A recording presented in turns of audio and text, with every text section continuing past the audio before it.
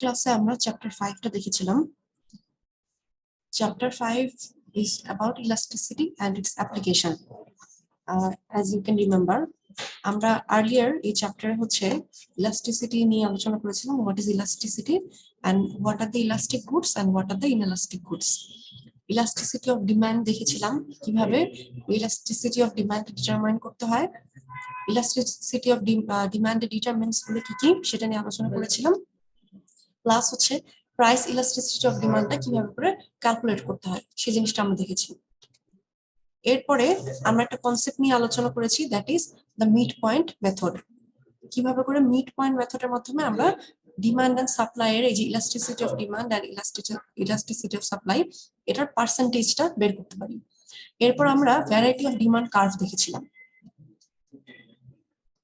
Last ক্লাসে আমরা other type of demand দেখেছিলাম, দুটা আদার টাইপস অফ ডিমান্ড দেখেছিলাম, elasticity of demand that is income demand and হচ্ছে cross price elasticity of demand.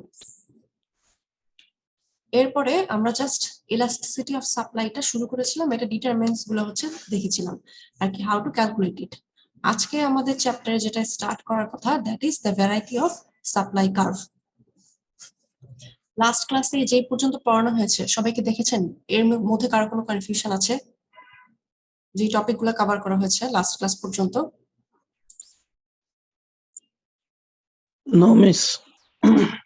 আচ্ছা, আপনাদের এর আগ পর্যন্ত হচ্ছে আপনাদের লেকচার 19 পর্যন্ত আমি ভিডিও প্রোভাইড করেছি। প্রবাবলি লেকচার 20 এর ভিডিওটা এখন আমি প্রোভাইড করিনি আপনাদেরকে। সো ওটার ভিডিওটা আমি ট্রাই করব আজকে মধ্যে দিয়ে দেওয়ার জন্য, ঠিক আছে? আর আজকের ক্লাসে লেকচার 21 এর যে ভিডিওটা সেটাও উইদিন 2 ডেজ পেয়ে যাবেন। ওকে মিস। ওকে, তাহলে আমরা স্টার্ট করি। ফার্স্টে যদি একটু রিকল করেন। ওয়ালাইকুম আসসালাম। ওকে, আচ্ছা, ফার্স্টে একটু আমাকে রিকল করে বলেন, যারা আগের ক্লাসগুলো করেছেন, হোয়াট ইজ ইলাস্টিসিটি বা ইলাস্টিক গুডস কাকে বলে, ইনএলাস্টিক গুডস কাকে বলে? এনিওয়ান?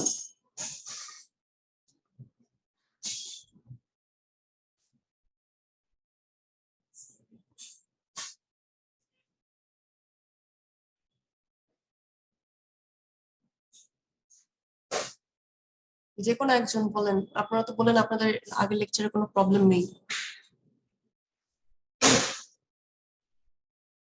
আমরা ইলাস্টিক গুডস কাকে বলেছিলাম, ইনএলাস্টিক গুডস হচ্ছে কোনগুলোকে বলেছিলাম?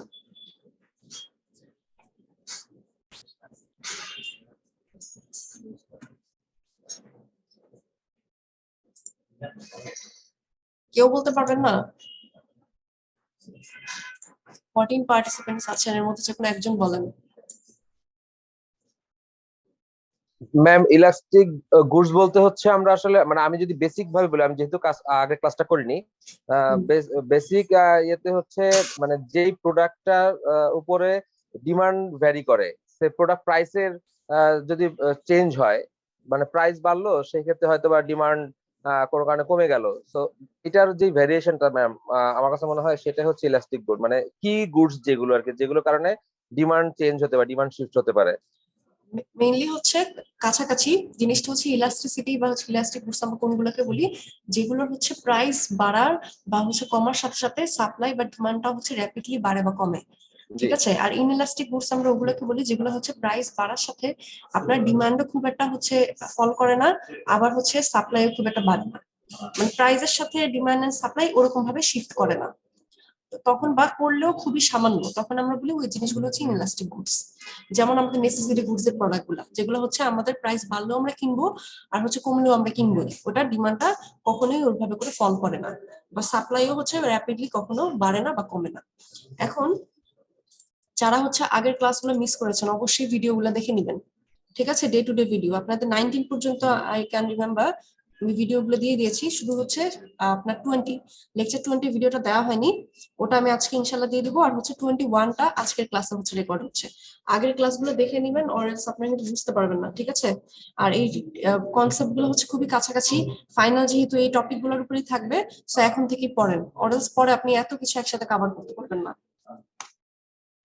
আচ্ছা, লাস্ট ক্লাসে আমরা হচ্ছে প্রাইস ইলাস্টিসিটি অফ সাপ্লাইটা স্টার্ট করেছিলাম। ওখানে আমি বলেছিলাম যে প্রাইস ইলাস্টিসিটি অফ সাপ্লাই বলতে তাহলে আমরা এটা বুঝি যে কোনো একটা প্রোডাক্টের যদি প্রাইস বাড়ে তাহলে সাপ্লাইও র্যাপিডলি বাড়বে, আবার হচ্ছে প্রাইস কমলে সাপ্লাইও যখন হচ্ছে আপনার র্যাপিডলি কমে যাবে। ওই যে মেজারটা যে কতটুকু বাড়লো বা কতটুকু কমলো ওই মেজারটাকে হচ্ছে আমরা বলি price elasticity of supply.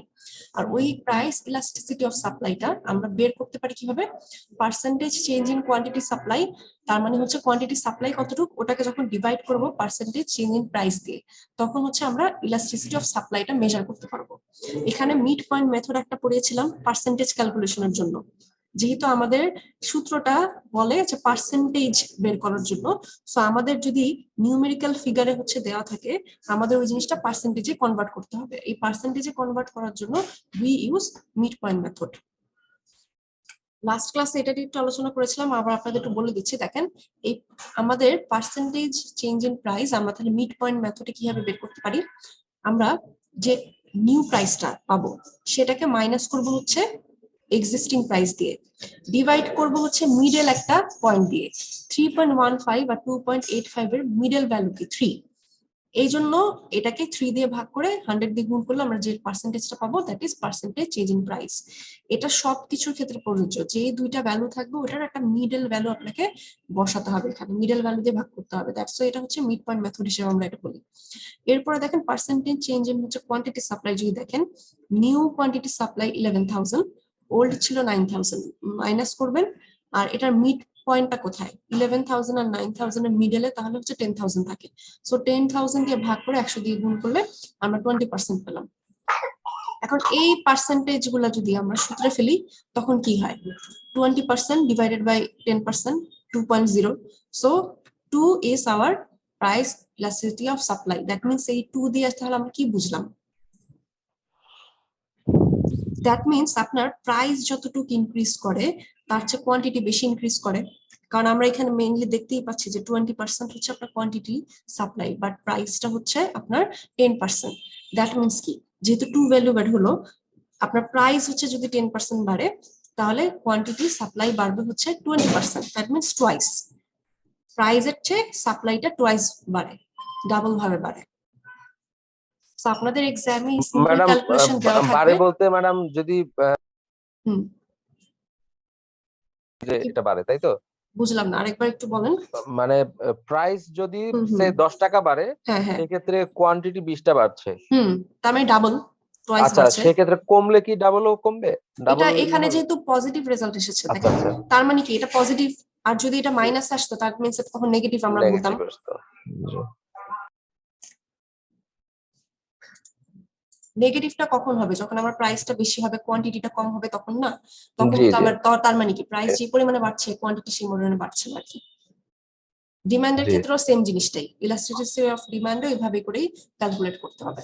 Mid point মেথডটা বের করে এইভাবে একটা ম্যাথ দেওয়া থাকবে ছোট, মিড পয়েন্ট মেথডের মাধ্যমে আগে পার্সেন্টেজটা বের করতে হবে, তারপর এই যে ভ্যালুটা বের হলো এটা আসলে কি ইন্ডিকেট করে, এই এক্সপ্রেশনটা এক লাইনে জাস্ট যে প্রাইস যতটুকু বাড়ে কোয়ান্টিটি হয়তো ততটুকু বেড়েছে, অথবা প্রাইস যতটুকু বাড়ে কোয়ান্টিটি ততটুকু কমে গেছে, মানে প্রাইস ইলাস্টিসিটি অফ সাপ্লাই বা কোয়ান্টিটি সাপ্লাই ততটুকু কমে গিয়েছে। এই জিনিসটা এক লাইনে এক্সপ্লেন করে দিলেই হবে। আচ্ছা, এখন দেখি আজকে আমাদের যে টপিকটা স্টার্ট করার কথা, that is the variety of supply curve. আমরা ডিমান্ড কার্ভের হচ্ছে 5টা ভ্যারাইটি দেখেছি, সেম সাপ্লাই কার্ভেরও হচ্ছে 5টা ভ্যারাইটি আছে। যদি ডিমান্ডের সাথে একটু ম্যাচ করে দেখেন তাহলে বুঝতে পারবেন। দেখেন ডিমান্ড কার্ভেরও হচ্ছে এরকম পারফেক্টলি ইনলাস্টিক ডিমান্ড ছিল, এই সেম হচ্ছে পারফেক্টলি ইনলাস্টিক সাপ্লাইও, যেটাকে আরেকটা নামে বলা হয় ইলাস্টিসিটি ইকুয়াল জিরো। কেন এই জিরো ইলাস্টিসিটি আসলে কখন হয়, বা পারফেক্টলি ইনএলাস্টিক সাপ্লাই এটা কখন আমরা বলি, যখন আপনার প্রাইস ইনক্রিজ করে কিন্তু কোয়ান্টিটি সাপ্লাইটা আনচেঞ্জ থাকবে, সেম থাকবে, লাইনটা ভার্টিক্যাল। প্রাইস আপনার যতই ইনক্রিজ করুন না কেন, আমরা নর্মাল যদি থিওরি দেখি সাপ্লাই প্রাইসের সাথে যে কনসেপ্টটা জানি, প্রাইস বাড়লে সাপ্লাই বাড়ে, আবার হচ্ছে প্রাইস কমলে সাপ্লাই কমে। কিন্তু এখানে বলা হচ্ছে যখন সিচুয়েশনটা জিরো ইলাস্টিসিটি থাকে বা পারফেক্টলি ইনইলাস্টিক সাপ্লাই যখন থাকে, ওই সিচুয়েশনে প্রাইস ইনক্রিজ করলেও সাপ্লাই ইনক্রিজ করে না, বা সেম অপোজিটও হতে পারে, প্রাইস ডিক্রিজ করলেও সাপ্লাই ডিক্রিজ করবে না, কোয়ান্টিটি আনচেঞ্জ থাকে। এই জন্য এটাকে পারফেক্টলি ইনইলাস্টিক বলা হয়, কারণ আমরা ইনইলাস্টিক থিওরিটা কখনই বলি বা প্রোডাক্টস তখনই বলি যখন যে প্রোডাক্টের প্রাইস বাড়লে বা কমলেও সাপ্লাই বা ডিমান্ডটা চেঞ্জ হয় না, বা চেঞ্জ হলো সামান্য চেঞ্জ হয়। এই জন্য দেখেন এটাকে বলা হচ্ছে পারফেক্টলি ইনইলাস্টিক সাপ্লাই। প্রাইস বাড়বে বা কমবে কিন্তু সাপ্লাই একটুও চেঞ্জ হবে না। এটার ইলাস্টিসিটি আপনার ইকুয়াল জিরো বলা হয় বা জিরো ইলাস্টিসিটি নামেও বলা হয়। ফার্স্ট সিচুয়েশন, এটা নিয়ে ক্লিয়ার? Yes, ma'am. ওকে, এরপরে দেখেন সেকেন্ড সিনারিও যেটা, সেটা হচ্ছে পারফেক্টলি ইলাস্টিক সাপ্লাই। আমরা দেখলাম first one perfectly inelastic supply, যেখানে প্রাইস বাড়লে বা কমলেও সাপ্লাই আনচেঞ্জ থাকে। আরেকটা সিচুয়েশন হচ্ছে একদম ওটার অপোজিট, সেটা হচ্ছে perfectly elastic supply. That means elasticity equals to ইনফিনিটিও বলা হয় অনেক সময়। এখন এটা কেন বলা হয়?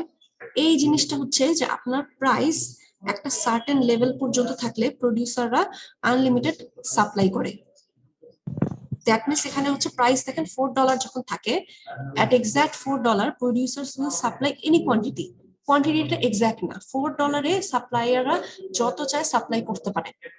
আর যখনই হচ্ছে $4 অ্যাবভ প্রাইস হয়ে যাবে তখন আপনার এই কোয়ান্টিটি সাপ্লাইটা ইনফিনিট। দ্যাট মিনস হচ্ছে একদম এটা কাউন্টেবল না। ইনফিনিট আমরা কখন বলি? যেটা কোনো এন্ড নাই। সো যখনই $4 উপরে প্রাইস হবে তখন ডিমান্ডটা হয়ে আপনার সাপ্লাইটা হয়ে যাবে ইনফিনিট। কিন্তু যখন $4 থাকবে তখন তখনও প্রোডিউসাররা বা সাপ্লায়াররা হচ্ছে এনি কোয়ান্টিটিতে সাপ্লাই করতে পারে। এই জন্য এই সাপ্লাই কার্ভটা দেখেন পুরোটা হচ্ছে আপনার হরাইজন্টাল লাইন, ফ্ল্যাট লাইন। এখন আমরা ইলাস্টিক বলতে কি বুঝি, ইলাস্টিসিটিটা কখন বলি? যখন প্রাইস বাড়ার সাথে সাথে সাপ্লাইও সেই পরিমাণে বাড়ে, বেশি বাড়ে, বা আবার প্রাইস যখন কমে তখন সাপ্লাইও কমে যায়। এখন এখানে পারফেক্টলি ইলাস্টিক সাপ্লাই, তাহলে এটাকে কেন বলা হচ্ছে? কারণ এখানে সাপ্লাইয়ের কোয়ান্টিটিটা মানে কতটুকু বাড়লো এটা হচ্ছে ইনফিনিট, এটার কোনো হিসাব নেই। আপনার সাপ্লাই আনলিমিটেড পরিমাণে বাড়বে। প্রাইস বাড়লে $1 পর্যন্ত প্রাইস বাড়লেও আপনার সাপ্লাই আনলিমিটেড বাড়বে।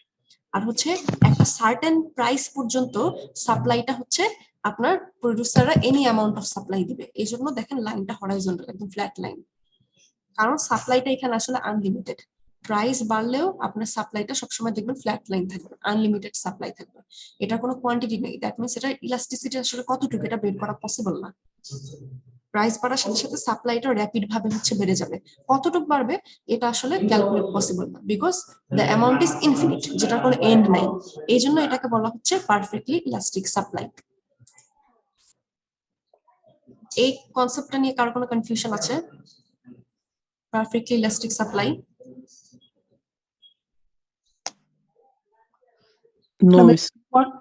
ওকে, এরপরে দেখেন কোয়ান্টিটিটা তো সবসময় সেম থাকবে নাকি? আবার একটু বলেন কোশ্চেনটা। মানে এখানে কোয়ান্টিটিটা মানে কখনো যদি বাড়ে একটা নির্দিষ্ট পর্যায় পর্যন্ত বাড়বে নাকি বাড়তে থাকবে? না, এটা হচ্ছে ইনফিনিট। দ্যাট মিন্স হচ্ছে এটা আসলে এটা কোনো এন্ড নাই, এটা সাপ্লাই আনলিমিটেড সাপ্লাই। এই জন্য সাপ্লাই লাইনটা হচ্ছে চলতেই থাকবে। এই লাইনটা হচ্ছে উইল গো অন, এই লাইনে কোনো শেষ নাই, এটা এভাবেই থাকবে, হরাইজন্টাল চলতেই থাকবে। এটা দ্যাটস ওয়াই ইটস ইনফিনিট। আর প্রাইসটা? প্রাইস হচ্ছে আপনার যদি সামান্য একটু বাড়ে তারপরও সাপ্লাই লাইনটা সবসময় ফ্ল্যাট থাকবে, মানে সাপ্লাইটা ইনফিনিটি থাকবে। একটা সার্টেন প্রাইস, ধরেন এখানে আমি $4 ধরলাম, এটা $3 হতে পারে, $2 হতে পারে। একটা সার্টেন প্রাইসের উপরে ধরেন আমরা এই প্রাইসটা কিভাবে সেট করি, যদি আগের ক্লাসগুলো মনে করেন আমরা বলেছিলাম যে মার্কেটে প্রোডাক্টের প্রাইস সেট হয় হচ্ছে ডিমান্ড এন্ড সাপ্লাইয়ের মাধ্যমে। একটা কাস্টমার কতটুকু প্রাইস দিতে চায় আর সাপ্লায়াররা ওই প্রাইসে কতটুকু প্রফিট করতে পারে, এটার মিডল পয়েন্টটা ধরে হচ্ছে আমরা প্রাইসটা সিলেক্ট করি। এখন আমরা ধরে নিলাম এই ডিমান্ড এন্ড সাপ্লাই যে ইকুইলিব্রিয়াম পয়েন্টটা প্রাইসটা হচ্ছে 4, এই প্রাইসে সাপ্লায়াররাও হচ্ছে হ্যাপি সাপ্লাই করতে আর কনজিউমাররা কিনবে। এখন এই $4 সাপ্লায়াররা হচ্ছে দেখলো যে ওরা যতই সাপ্লাই দেখ না কেন ওদের আসলে লস হয় না, দ্যাটস ওয়াই ওদের সাপ্লাইটা ইনফিনিট থাকবে, আনলিমিটেড সাপ্লাই থাকবে। $4 বা $4 যত উপরে যাবে তত হচ্ছে আনলিমিটেড সাপ্লাই থাকবে। এর নিচে আবার যখন চলে যাবে তখন হচ্ছে সাপ্লাই কিন্তু জিরো হয়ে যাবে।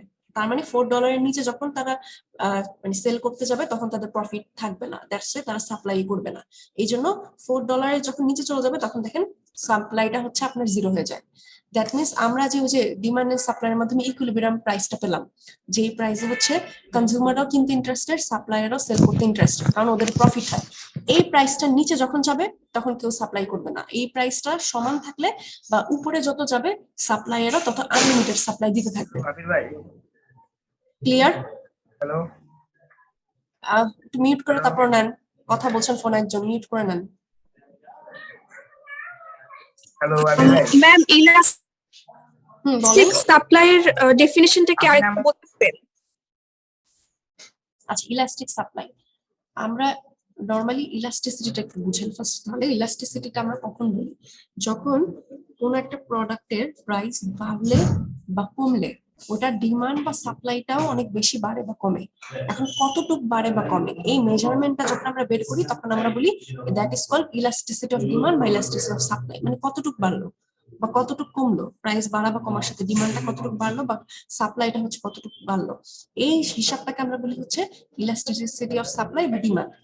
ইলাস্টিসিটি মানেই হচ্ছে যে প্রাইসের সাথে সম্পর্কিত হয়ে ডিমান্ডটা কতটুকু বাড়ে বা কমে, ওই মেজারমেন্টটা কতটুকু, ওই জিনিসটাকে বলি হচ্ছে আমরা ইলাস্টিসিটি। এখন ইলাস্টিসিটি অফ সাপ্লাই যদি দেখেন তাহলে ইলাস্টিসিটি অফ সাপ্লাই বলতে বোঝায় যে আপনার কোন, আমরা নর্মাল হচ্ছে সাপ্লাই এর ল কি জানি, প্রাইসের সাথে সাপ্লাইয়ের সম্পর্ক অলওয়েজ পজিটিভ। যখনই প্রাইস বাড়ে সাপ্লাই বাড়ে, যখনই প্রাইস কমে সাপ্লাই কমে, এটা হচ্ছে নর্মাল থিওরি, প্রুভেন থিওরি, যেটা আমরা জানি। এখন প্রাইস ইলাস্টিসিটি অফ সাপ্লাইটা কখন হয়? এই যে প্রাইস বাড়ার কারণে সাপ্লাইটা বাড়লো বা প্রাইস কমার কারণে সাপ্লাইটা কমলো, এটার এক্সটেন্টটা কতটুকু। যদি বেশি হয় তাহলে আমরা ওটাকে বলি হচ্ছে এই যে ইলাস্টিসিটি, ইলাস্টিক সাপ্লাই বলি। যদি হচ্ছে এটা কম হয়, প্রাইস বাড়ার সাথে যদি কোয়ান্টিটিটাও হচ্ছে কম বাড়ে বা একদম বাড়েই না, এরকম যদি হয় সিচুয়েশন, তখন আমরা বলি ওই সিচুয়েশনটাকে ইনইলাস্টিক সাপ্লাই বলি। ক্লিয়ার?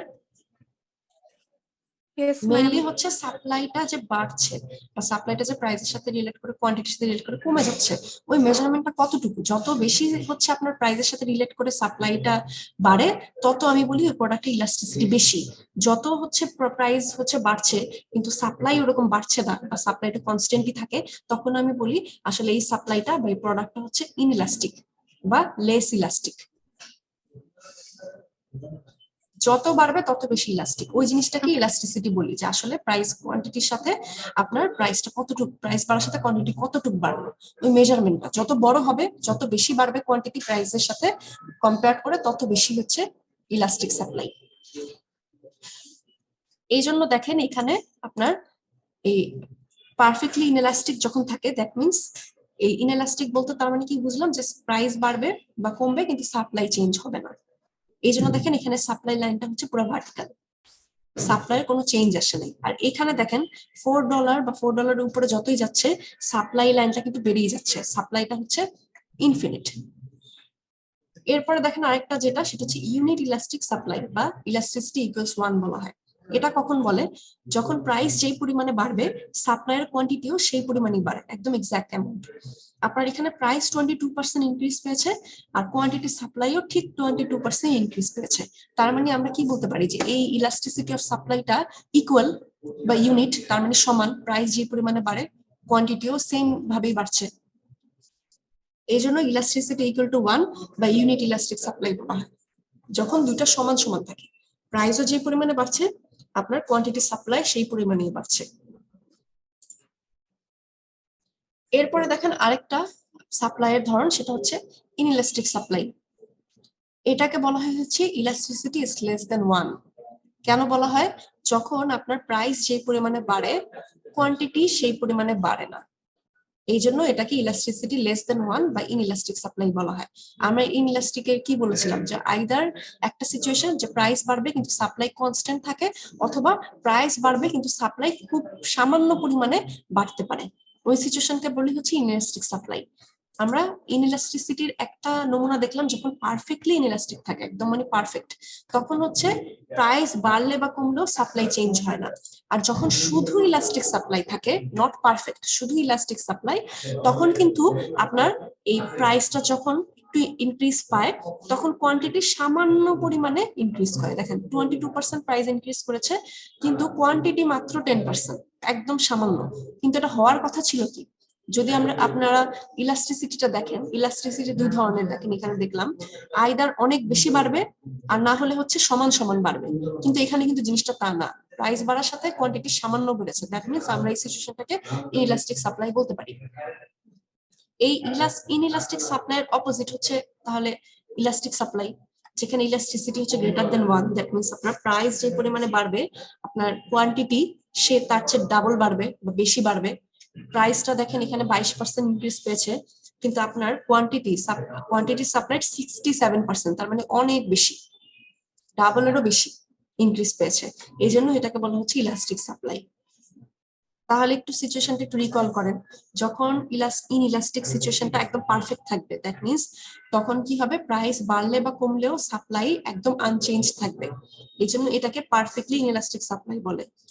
যখন পারফেক্টলি ইলাস্টিক সাপ্লাই থাকবে তখন ঠিক অপোজিট, সাপ্লাইটা আনলিমিটেড থাকবে। একটা গিভেন প্রাইস, ওটার উপরে যত যাবে সাপ্লাই আনলিমিটেড থাকবে। আবার ইউনিট ইলাস্টিক সাপ্লাইটা যখন দুটোই সমান, প্রাইস যেই পরিমাণে বাড়ে কোয়ান্টিটি সাপ্লাইও সেই পরিমাণেই বাড়ে, দ্যাটস ওয়াই এটা হচ্ছে ইউনিট ইলাস্টিক, দুটো সমান। শুধু ইনইলাস্টিক সাপ্লাই কাকে বলে, প্রাইস বাড়বে কিন্তু কোয়ান্টিটি সেই পরিমাণে বাড়বে না, খুব সামান্য বাড়বে। আর ইলাস্টিক সাপ্লাই যেটা আমরা বুঝি, ইলাস্টিক সাপ্লাই বলতে প্রাইস বাড়ার সাথে সাথে কোয়ান্টিটি সাপ্লাইটা অনেক বেশি, ডাবল বা তার বেশি হারে যখন বাড়বে তখন আমরা ওটাকে ইলাস্টিক সাপ্লাই বলবো। এই পাঁচটা সিচুয়েশন নিয়ে ক্লিয়ার? Yes, ma'am. ওকে,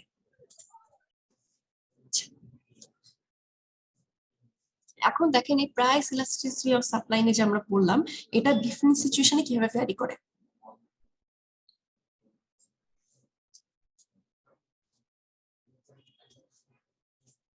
আচ্ছা, এখানে দেখেন একটা এক্সাম্পল দিয়েছে যে কিছু মার্কেট থাকে যেখানে ইলাস্টিসিটি অফ সাপ্লাইটা হচ্ছে কনস্ট্যান্ট না, বাট হচ্ছে ভ্যারি করে, সাপ্লাই কার্ভটা ভ্যারি করে। এই যে আমরা দেখলাম 5 ধরনের, তার মানে ডিফারেন্ট টাইপ অফ আপনার সাপ্লাই কার্ভ হতে পারে, ইলাস্টিসিটির উপর ডিপেন্ড করে। তো এরপর এখন দেখেন এখানে বলা হচ্ছে, আমরা যেটা দেখলাম যখন হচ্ছে কোয়ান্টিটি সাপ্লাইটা হচ্ছে লো থাকে তখন কি দা ইলাস্টিসিটি অফ সাপ্লাইটা হচ্ছে হাই থাকে।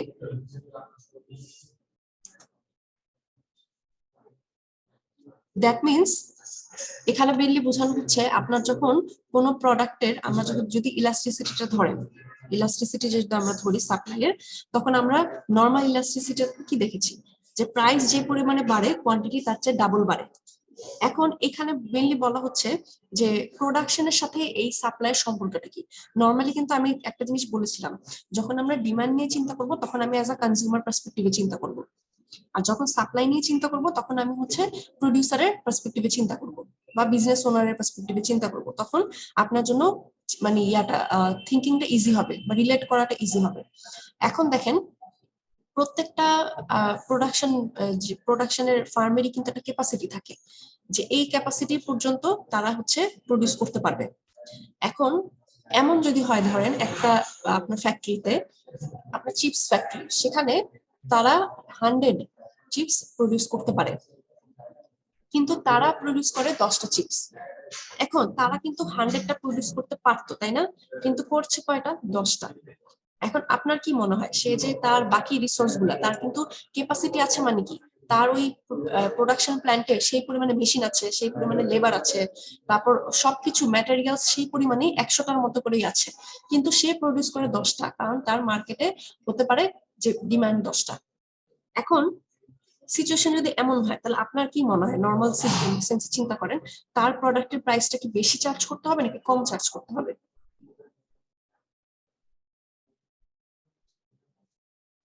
বেশি। বেশি। সেটা কেন? কারণ সে কিন্তু লেবারদেরও সমান রেখেছে, 100টা ক্যাপাসিটি তার লেবার আছে, 100টা ক্যাপাসিটি তার মেশিন আছে, তার মানে তার এক্সপেন্স কিন্তু বেশি হচ্ছে, কিন্তু সে প্রডিউস করে অনলি 10টা, তার মানে কি তার প্রোডাক্টের প্রাইসটা বেশি রাখতে হবে। এখন আমরা এটা জানি যখনই প্রোডাক্টের প্রাইস হচ্ছে বাড়ে তখন ডিমান্ড ফল করে, তার মানে কাস্টমারের প্রোডাক্ট কম কিনবে। এখন এমন যদি হয় যে তারা তাদের ক্যাপাসিটি 100 করে ফেললো, যে তারা যেহেতু 100 প্রডিউস করতে পারে, 100 ক্যাপাসিটি করে ফেললো, তাহলে কি হবে, তাদের প্রাইসটা তুলনামূলকভাবে কমে কমে যাবে আসবে না। না? যখনই প্রাইসটা কমে আসবে তখন কি ডিমান্ডটা বেড়ে যাবে না? জি ম্যাম। তখন তার মানে কি তার মার্কেটে প্রফিটেবল হবে। এই সিচুয়েশনে দেখেন সাপ্লাইয়ারদের জন্য ভালো, কারণ তারা ভালো সাপ্লাই দিচ্ছে, তাদের প্রোডাক্ট বেশি সেল হবে। আবার যাদের কনজিউমার তাদের জন্য ভালো, কারণ তারা হচ্ছে কম প্রাইসে প্রোডাক্টটা পাচ্ছে। আবার এখন আপনার হচ্ছে দেখেন ওই প্ল্যান্টের ক্যাপাসিটি 100, বাট এখন নতুন হঠাৎ করে ডিমান্ড হয়ে গেল 150। এখন আপনি কি ওই সেম প্ল্যান্টে আপনার 150 প্রডিউস করতে পারবেন? ওটার ক্যাপাসিটি তো 100। দ্যাট মিনস আপনার নতুন একটা প্রোডাকশন প্ল্যান নিতে হবে। যখনই নতুন একটা প্রোডাকশন প্ল্যান নিবেন তখন কি কস্ট আবার বেড়ে গেল না?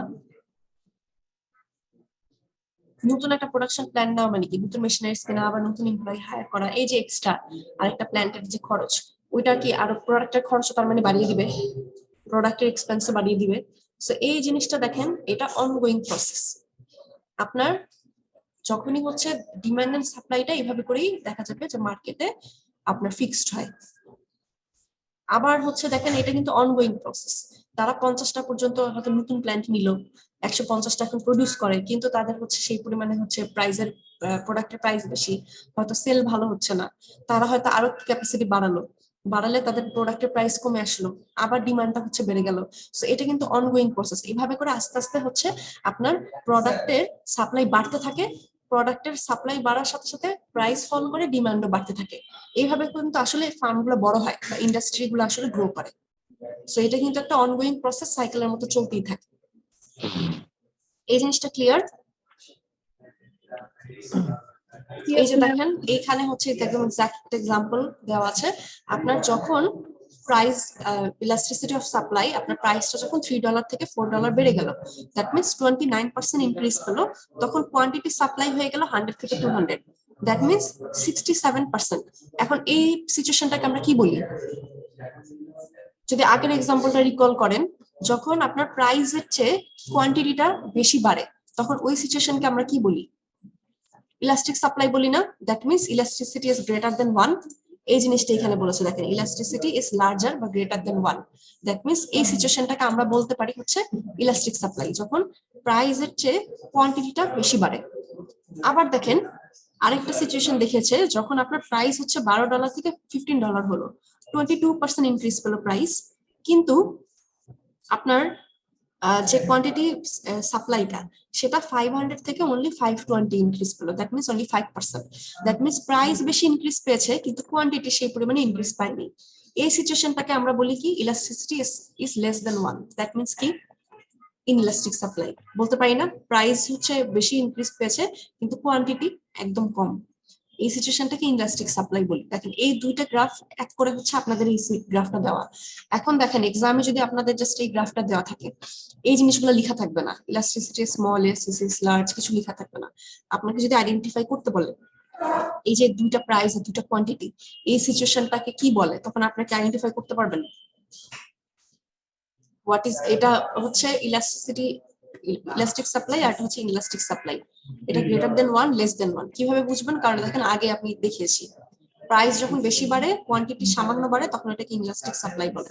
যখন প্রাইস বেশি বাড়বে, প্রাইস যে পরিমাণে বাড়বে তার চেয়ে কোয়ান্টিটি বেশি হয়, বেশি পরিমাণে বাড়ে, তখন আমরা এটাকে ইলাস্টিক সাপ্লাই বলি। এই দুইটা সিচুয়েশনে একই গ্রাফে আপনাকে জাস্ট দেওয়া।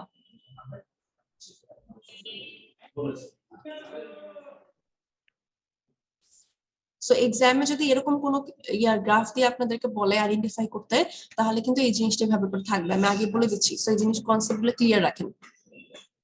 এই জিনিসটা বুঝতে কারো কোনো সমস্যা যে কেন এটা হচ্ছে গ্রেটার দেন 1 হলো, কেন লেস দেন 1 হলো, কেন এটা ইনইলাস্টিক ডিমান্ড সরি সাপ্লাই বললাম, আর কেন এটা হচ্ছে আপনার ইলাস্টিক সাপ্লাই, ইনইলাস্টিক আর ইলাস্টিক সাপ্লাই কেন হলো?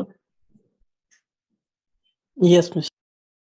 ক্লিয়ার সবার? তাহলে ইয়েস এই মিস। দুইটা সিচুয়েশনই জাস্ট আপনাদেরকে এক করে আমি এখানে দেখালাম, যে এরকম 3-4টা সিচুয়েশন একসাথে থাকতে পারে বা 2-3টা সিচুয়েশন একসাথেও একটা গ্রাফে থাকতে পারে।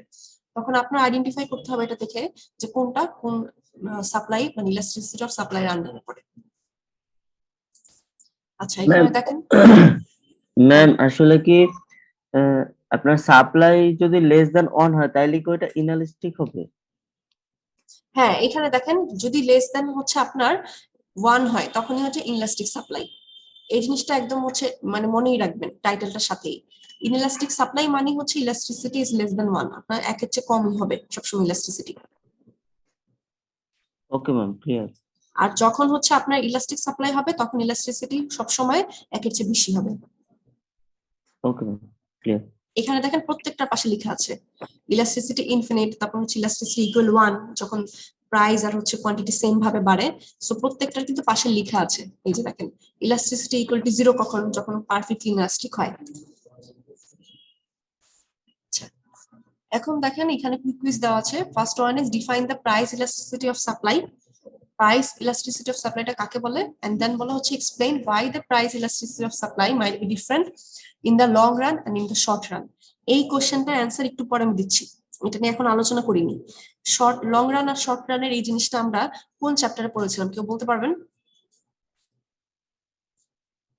লং রান আর শর্ট রান এই ওয়ার্ডটা আপনাদের ফ্যামিলিয়ার হওয়ার কথা, মিডে একটা চ্যাপ্টার এটা নিয়ে আলোচনা করেছিলাম।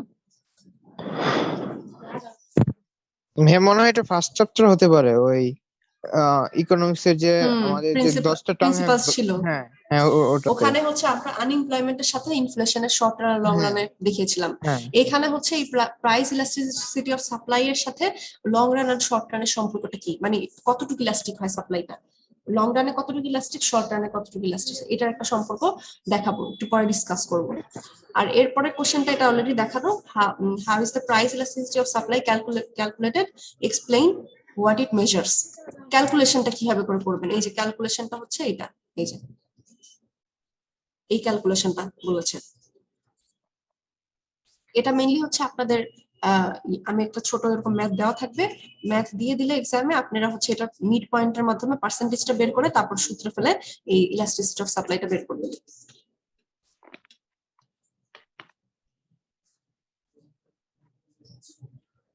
আচ্ছা, এই শর্ট রান আর লং রানের জিনিসটা হচ্ছে এখনকার যে টপিক গুলো আমরা আলোচনা করবো, that is all related to long term and হচ্ছে লং রান আর short run price elasticity of supply এর সাথে রিলেটেড। আচ্ছা, এখানে দুইটা মেইনলি সিচুয়েশন আমি দেখে আপনাকে বোঝানোর চেষ্টা করেছি যে এই যে আমরা এতক্ষণ ভ্যারাইটি অফ সাপ্লাই দেখলাম বা ভ্যারাইটি অফ হচ্ছে ডিমান্ড দেখলাম, ইলাস্টিসিটির যে বিভিন্ন ধরনের ধরন আছে, এটা রিয়েল ওয়ার্ল্ডে আসলে কিভাবে ইমপ্লিমেন্টেশন হয় বা রিয়েল ওয়ার্ল্ডে সিনারিও গুলো কেমন হয়। এতক্ষণ তো আমরা থিওরিটিক্যাল নলেজটা দেখে আসলাম, বাট এই জিনিসটা প্র্যাকটিক্যাল ইমপ্লিমেন্টেশনটা রিয়েল ওয়ার্ল্ডে কেমন হতে পারে, এই জিনিসটা হচ্ছে এখানে আলোচনা করা। ফার্স্টে দেখেন এখানে বলা হচ্ছে যে can good news for farming B bad news for farmers. That means একটা ফার্মিং মানে আপনার একটা নতুন একটা টেকনোলজি যদি আসে ফার্মিং এ, ওটা কি ফার্মারদের জন্য গুড নিউজ হয় নাকি ব্যাড নিউজ হয়। তো এখানে একটা মেইনলি কেস অ্যানালাইসিস টাইপের দেওয়া, এটার অ্যান্সারটা আমি এখানে দিয়ে দিয়েছি, একটু মনোযোগ দিয়ে বুঝেন। ফার্স্টে বলা হচ্ছে যে আপনি ইমাজিন করেন যে আপনি হচ্ছে ক্যানসাসের একজন হুইট ফার্মার, মানে আপনি হচ্ছে হুইট প্রডিউস করেন।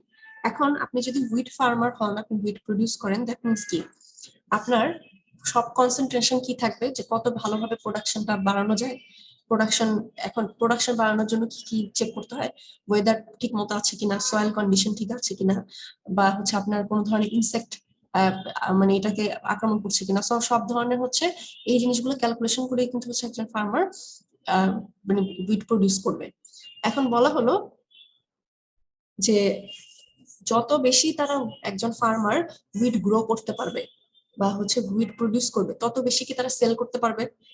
যত বেশি সেল করবে তাদের ইনকাম তত বাড়বে। ইনকাম যত বাড়ে, আমরা সেটা কি জানি যে ইনকামের সাথে স্ট্যান্ডার্ড অফ লিভিং এর একটা সম্পর্ক আছে। যখনই ইনকাম বাড়ে স্ট্যান্ডার্ড অফ লিভিংও বাড়ে। তার মানে ফার্মাররা চাবেই যে তারা বেশি বেশি হুইট প্রডিউস করুক। যত বেশি হুইট প্রডিউস করবে তাদের সেল বেশি হবে, সেল বেশি হলে তাদের ইনকাম বাড়বে। এখন একদিন বলা হলো যে কি ক্যান্সাস স্টেট ইউনিভার্সিটি একটা মেজর ডিসকভারি করলো। ওদের কিছু রিসার্চার্স এগ্রিনমি ডিপার্টমেন্টে ওরা একটা নতুন হাইব্রিড হুইট করলো, রেস করলো। আমাদের বাংলাদেশেও কিন্তু এরকম অনেক হয়েছে, হাইব্রিড রাইস হয়েছে না, দুই ধরনের চাল আর কি একসাথে করে নতুন হাইব্রিড রাইস, জানা আছে তো? হ্যাঁ, তো আমাদের বাংলাদেশেও কিন্তু অনেক হাইব্রিড রাইস আছে। এটা সুবিধা কি, প্রোডাকশন অনেক বেশি হয়। আগে ফার্মাররা যে রাইস প্রডিউস করতো 1 একর জমিতে যদি হচ্ছে 20 টন হতো, তাহলে এখন 1 একর জমিতে হয় 30 টন। হাইব্রিডে হচ্ছে ফাস্ট হয়, ফাস্ট গ্রো হয়, অনেক বেশি টাইম লাগে না। ইভেন দেখবেন এখন সব গাছপালাই কিন্তু হাইব্রিডে করা হয়, কারণ হাইব্রিড কোকোনাট ট্রি গুলো দেখেন সাইজে ছোট কিন্তু অনেক তাড়াতাড়ি গ্রো করে, প্লাস কোকোনাটও বেশি ধরে। সো এরকমই একটা নিউ টেকনোলজি আনা হলো হচ্ছে হুইটে। এই হাইব্রিড হুইটে কি হবে, আগে ফার্মাররা যদি ইচ একরে মানে যতটুকু প্রডিউস করতে পারতো হুইট, তার চেয়ে 20% এখন বেশি পারবে। তার মানে পার একর 20% হুইট বেশি প্রডিউস হবে এই টেকনোলজি যদি ফার্মাররা ইউজ করে। এখন এই নিউজটা কি ফার্মারদের জন্য ভালো নাকি খারাপ? ভালো। এখানে বলা হচ্ছে যে এটা কি ফার্মারদের জন্য রিয়াক্টটা কেমন হওয়া উচিত, এটা কি ভালো হওয়া উচিত নাকি খারাপ? আর এই ডিসকভারিটা কি বেটার অফ নাকি ওর্স অফ? আপনারা বলছেন ভালো, মেজরিটি কি বলে? এটা কি তার মানে কি বলা হচ্ছে যেটা ভালো এই ডিসকভারিটা? আচ্ছা, এখন আমরা একটু ইন ডিটেলসে যাই। দেখেন, ফার্স্টে বলা হচ্ছে আমরা যখন কোনো ডিমান্ড এন্ড সাপ্লাই নিয়ে যখন আমরা চিন্তা করব তখন তিনটা জিনিস হচ্ছে মাথায় রেখে কাজ করতে হবে। ফার্স্ট ওয়ান হচ্ছে দেখতে হবে সিচুয়েশনটা দেখে আমাদের বুঝতে হবে যে এই সিচুয়েশনের সাথে কোনটা রিলেটেড, মানে ডিমান্ডটাকে ডাইরেক্টলি হিট করে নাকি সাপ্লাইটাকে ডাইরেক্টলি হিট করে, বা ডিমান্ড কার্ভটা চেঞ্জ হবে নাকি সাপ্লাই কার্ভটা চেঞ্জ হবে, এটা ফার্স্টে জানতে হবে। এরপর জানতে হবে কি যে হুইচ ডাইরেকশনে যাবে। যদি ডিমান্ড বাড়ে, আমি যদি ডিমান্ড কার্ভে হিট করে তাহলে ডিমান্ড কার্ভে শিফটটা কি রাইটে হবে নাকি লেফট হবে, বা সাপ্লাই কার্ভে হিট করলে সাপ্লাই কার্ভ কি লেফটে শিফট হবে নাকি রাইটে শিফট হবে। এরপর হচ্ছে আমাদের ইকুইলিব্রিয়াম পয়েন্টগুলো সেট করতে হবে, demand and supply equilibrium point set করতে হবে। সো এখন ফার্স্টে এই সিচুয়েশনটা দেখে আপনার কি মনে হয় যে এটা কি আপনার ডিমান্ড কে হিট করেছে নাকি সাপ্লাই কে হিট করেছে এই সিচুয়েশনটা? মানে এটা কি সাপ্লাই। সাপ্লাই কেন? কজ ম্যাম প্রোডাকশন বাড়বে, সো সাপ্লাই বেশি সাপ্লাই এর হবে। সাথে, হ্যাঁ অবশ্যই, তার মানে সিচুয়েশনটা দেখে বুঝতে পারলাম যে এটা সাপ্লাইয়ের সাথে রিলেটেড। তার মানে সাপ্লাই কার্ভের কিছুটা চেঞ্জ আসবে, ডিমান্ডটা আনচেঞ্জ থাকবে, এতটুকু আমরা বুঝে গেলাম। এখন এখানে দেখেন বলা হচ্ছে যে যেহেতু হাইব্রিড আপনার অ্যামাউন্ট অফ হুইট বাড়িয়ে দিল, আপনার ইনক্রিজ করে দিল, তখন ফার্মার হচ্ছে হুইট বেশি সাপ্লাই করবে, যে কোনো প্রাইসে তারা বেশি সাপ্লাই করবে, কারণ তাদের তো এখন বেশি সাপ্লাই করলে বেশি টাকা আসবে। এই জন্য দেখেন সিচুয়েশনটা কি হলো, সাপ্লাই যেহেতু বাড়লো, আমরা যেহেতু বললাম যে সাপ্লাই বেড়ে গেছে এখন, তার মানে কি সাপ্লাই কার্ভটা যেটা ছিল সেটা রাইটে শিফট করবে। আমরা জানি যখন সাপ্লাই বাড়ে তখন সাপ্লাই কার্ভটা রাইটে শিফট করে, চ্যাপ্টার 4 আমরা ডিসকাস করেছিলাম। সাপ্লাই বেড়ে গেলে সাপ্লাই কার্ভটা হচ্ছে রাইটে শিফট করে যাবে। সো এখানে বলা হলো যে নিউ টেকনোলজির কারণে ফার্মাররা বেশি প্রডিউস করতে পারে, সো মার্কেটে হুইট বেশি সাপ্লাই হয়। দ্যাট মিনস সাপ্লাই 1 ছিল, সাপ্লাই 2 তে চলে গেল, কিন্তু ডিমান্ডের কিন্তু কোনো চেঞ্জ হয়নি, মানে ডিমান্ড কার্ভ কিন্তু শিফট হবে না, কারণ ডিমান্ড কিন্তু হচ্ছে এখানে কোনো ফ্যাক্টর না, ফ্যাক্টরটা হচ্ছে সাপ্লাই প্রডিউসারের সাথে। এখন এখানে দেখেন সাপ্লাই কার্ভটা, তার মানে হচ্ছে আমাদের সাপ্লাই বাড়ার সাথে সাথে সাপ্লাই কার্ভটা রাইটে শিফট করে গেল। এখন এখানে বলা হচ্ছে আমরা প্রত্যেকটা জিনিস মানে আমার জন্য প্রফিটেবল নাকি লস এই জিনিসটা ক্যালকুলেট কখন করি? যখন আমরা টোটাল রেভিনিউটা ক্যালকুলেট করি। এখন টোটাল রেভিনিউ আমি কি বলেছিলাম যে টোটাল রেভিনিউটা আমরা ক্যালকুলেট করি কিভাবে? Price into quantity. এখন আপনি যদি এই প্রাইস ইনটু কোয়ান্টিটিতে আপনি চিন্তা করতে চান, দেখেন যখনই দেখা গেল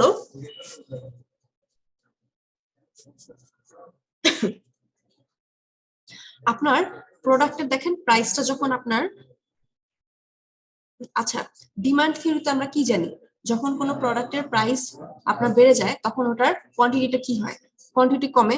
আর যখন প্রোডাক্টের প্রাইস হচ্ছে কমে যায় তখন ওটার কোয়ান্টিটি বেড়ে যায়। এখন দেখেন এইখানে ডিমান্ডের এখানে বলা হচ্ছে যে সামহাউ প্রাইস হচ্ছে ফল করে গেল, হুইটের প্রাইস ফল করে গেল। দ্যাট মিনস প্রাইসটা ফল করার সাথে সাথে কি ডিমান্ডটা বেড়ে যাবে। এই সিচুয়েশনটা কি ক্লিয়ার? জি ম্যাম। আচ্ছা, এখন দেখেন যখনই হচ্ছে কোয়ান্টিটি বেড়ে গেল তার মানে কি সাপ্লাই কার্ভটা কি রাইটে শিফট করে গেল না? জি ম্যাম। এখন এই জন্য দেখেন এখানে বলা হচ্ছে when demand is inelastic and increase in supply, আপনার যখনই ডিমান্ডে ইনইলাস্টিক থাকে তখন সাপ্লাইটা যখন বাড়ে তখন কি হয়? আমরা এই ডিমান্ড এটা পড়েছিলাম, ইনইলাস্টিক সাপ্লাইয়ের ক্ষেত্রে টোটাল রেভিনিউ কি হয়, বাড়ে নাকি কমে? ডিমান্ডের ক্ষেত্রে দেখেছিলাম, ইনইলাস্টিক ডিমান্ডের ক্ষেত্রে আপনার টোটাল রেভিনিউ কি বাড়ে নাকি কমে? কমবে। কমবে শিওর? একটু রিকল করেন।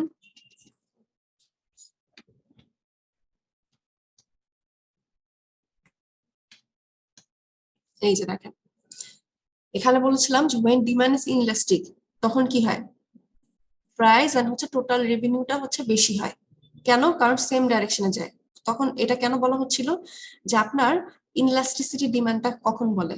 যখন আপনার প্রাইস হচ্ছে বাড়লেও আপনার ডিমান্ডটা ফল করে না, ডিমান্ডটা হচ্ছে সেম ডাইরেকশনই যায়, তার মানে কি এটা প্রফিটেবল সিচুয়েশন। এই জন্য কি দেখেন এখানে রেভিনিউ দেখেছিলাম যে আপনার প্রাইস বেড়েছে কিন্তু ডিমান্ড কিন্তু সেরকম ফল করেনি, কম, এই জন্য হচ্ছে রেভিনিউ বেড়ে গেছে। প্রাইস যখন $1 ছিল, কোয়ান্টিটি 100 ছিল, রেভিনিউ ছিল 100। যখনই প্রাইস $3 হলো, কোয়ান্টিটি সেইভাবে কমলো না, কারণ ডিমান্ড ইনইলাস্টিক, এই জন্য রেভিনিউ বাড়ে। রেভিনিউটা কি হবে? প্রাইস ইনটু কোয়ান্টিটি দিয়ে বের করলাম। এখন এটা যদি হচ্ছে ইনইলাস্টিক ডিমান্ডের ক্ষেত্রে সিচুয়েশনটা হয়, টোটাল রেভিনিউ বাড়ে যখন ইনইলাস্টিক হয়, তাহলে সাপ্লাইয়ের ক্ষেত্রে জিনিসটা কি হওয়া উচিত?